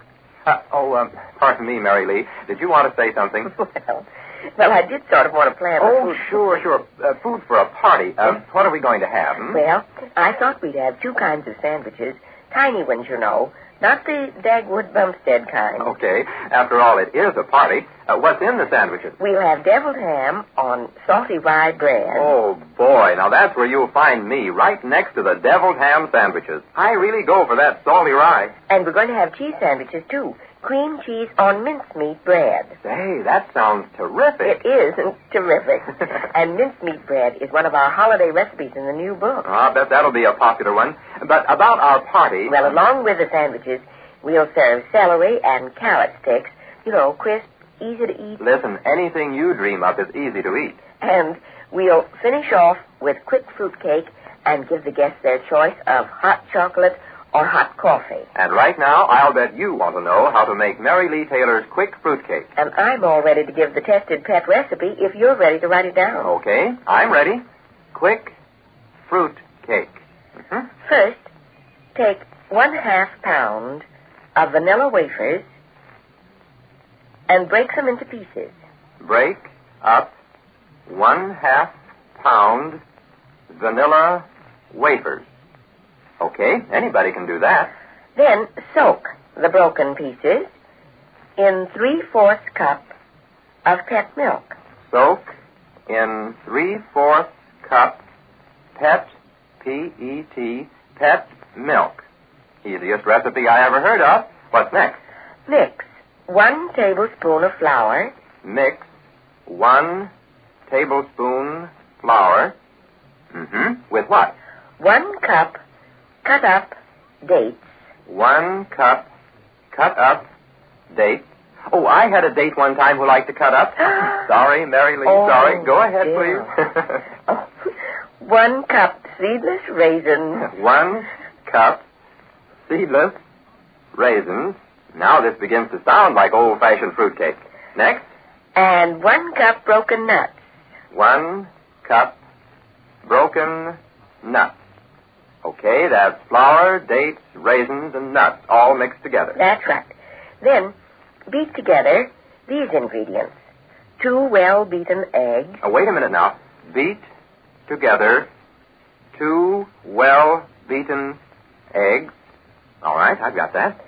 1/2 cup sugar. 1/2 cup sugar. All set, MLT. Go ahead. 1 teaspoon ground allspice. 1 teaspoon ground allspice. Oh, golly, no wonder that quick fruit cake tasted so good. Sugar and spice and everything nice, like pet milk. Oh, you better write down 1/4 teaspoon of salt, too. Okay. 1/4 teaspoon salt. So the well-beaten eggs, sugar, allspice, and salt are beaten together. Then you stir that egg and sugar mixture into the bowl of pet milk and vanilla wafers. I was wondering what happened to the broken vanilla wafers left soaking in the milk. So you stir in the egg and sugar mixture. And then what? Fold in the fruit mixture. Fold in fruit mixture. Now we've got everything together. That's right. And you're ready to put the complete mixture into a greased tube pan that holds about 5 cups. Put into greased tube pan holding about 5 cups. See, I'll bet even I could make this quick fruit cake. It really is very easy. The final step is to bake in a moderately slow oven, 350 degrees, 1 1/4 hours, or until cake is firm to the touch. Bake in moderately slow oven, 350 degrees. 1 1/4 hours, or until cake is firm to the touch. Yes. And how big a fruit cake does that make, Mary Lee? 2 1/4 pounds. Well, what do you know? And after the cake is removed from the oven, it should stand at least 5 minutes before it's taken from the pan, so it won't stick to the pan. A few other helpful tips. If you buy the 2-inch vanilla wafers, 4 dozen will give you the 1/2 pound of wafers called for in the recipe. The wafers should be left in the milk until they're soft and have lost their shape completely, so they can be mixed easily and thoroughly with the other ingredients. And, Mary Lee, will this quick fruit cake really keep all right for as long as 3 weeks? It certainly will. Of course, it should be stored in a tightly covered tin box and sealed with a strip of adhesive tape so none of the moisture escapes. And better find a good hiding place for it, too. One thing more. Leftover fruit cake that has become dry can be quickly refreshed by steaming in the top part of a double boiler placed over boiling water. Just keep the top part covered and steam the cake until it has softened. If I may be so bold as to say so, I'll bet that'd be good with hard sauce. Why, Del King, you're reading my notes. All right, I confess. But what's that note about 7,000 feet altitude? Oh, well, that's to remind me to tell our listeners that today's recipe for quick fruit cake is all right to use at any altitude up to 7,000 feet. No higher than that? No. We haven't any testing kitchens located above 7,000 feet. Oh. So I wouldn't recommend using the recipe at a higher altitude than that. Oh, yes. I meant to tell you that in place of the dates and raisins, you can use finely cut or ground candied fruits, like cherries, pineapple, citron, and orange peel. But don't use more than the 2 cupfuls called for in the recipe. And if you want your quick fruit cake to look like the color photograph featured in grocery stores, you garnish the cake while still warm with flowers made of dried apricot strips, shelled nuts, and candied cherries. And while you're admiring that color photograph of Mary Lee Taylor's quick fruit cake in your grocery store, better help yourself to one of the handy take-home recipe folders you'll find right with the color photograph. And while you're there, stock up on pet milk, too. With pet milk on hand and Mary Lee Taylor recipes, you can prepare some mighty delicious food for that family of yours. Speaking of delicious food, Del, the recipe of the week for next Saturday is one of the most popular recipes we've ever developed. It's for a melt-in-your-mouth confection that can be served as either candy or cookies. Ideas, ideas. She never runs out of them. And you won't either when you have each new Mary Lee Taylor recipe collection as it comes out. So be sure to send now for the newest one, Holiday Recipes. Just write Mary Lee Taylor, care of this station, or Pet Milk, St. Louis, Zone 1, Missouri. And now, today's recipe for happiness.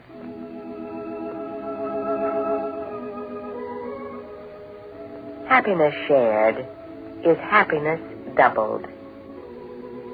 And now, a reminder that tonight, Pet Milk brings you radio's outstanding singing star, Vic Damone, with the Serenaders and Gus Henson and his Pet Milk Orchestra. Be sure to hear Vic Damone and the Pet Milk Show tonight over most of these same NBC stations. And now, this is Mary Lee Taylor saying goodbye and happy homemaking.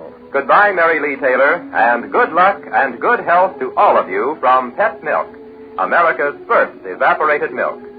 Be sure to be with us next Saturday, same time, same spot on the dial. Remember, when it's milk you need, you save money when you get Pet Milk, the all-purpose, all-family milk that's been a favorite in millions of homes for more than 3 generations. Pet Milk, the milk Mary Taylor uses in all her famous recipes. And remember, too, there's no better way to have better meals than to use Pet Milk and Mary Lee Taylor recipes. The Mary Lee Taylor program is directed by Al Champ. Del King speaking.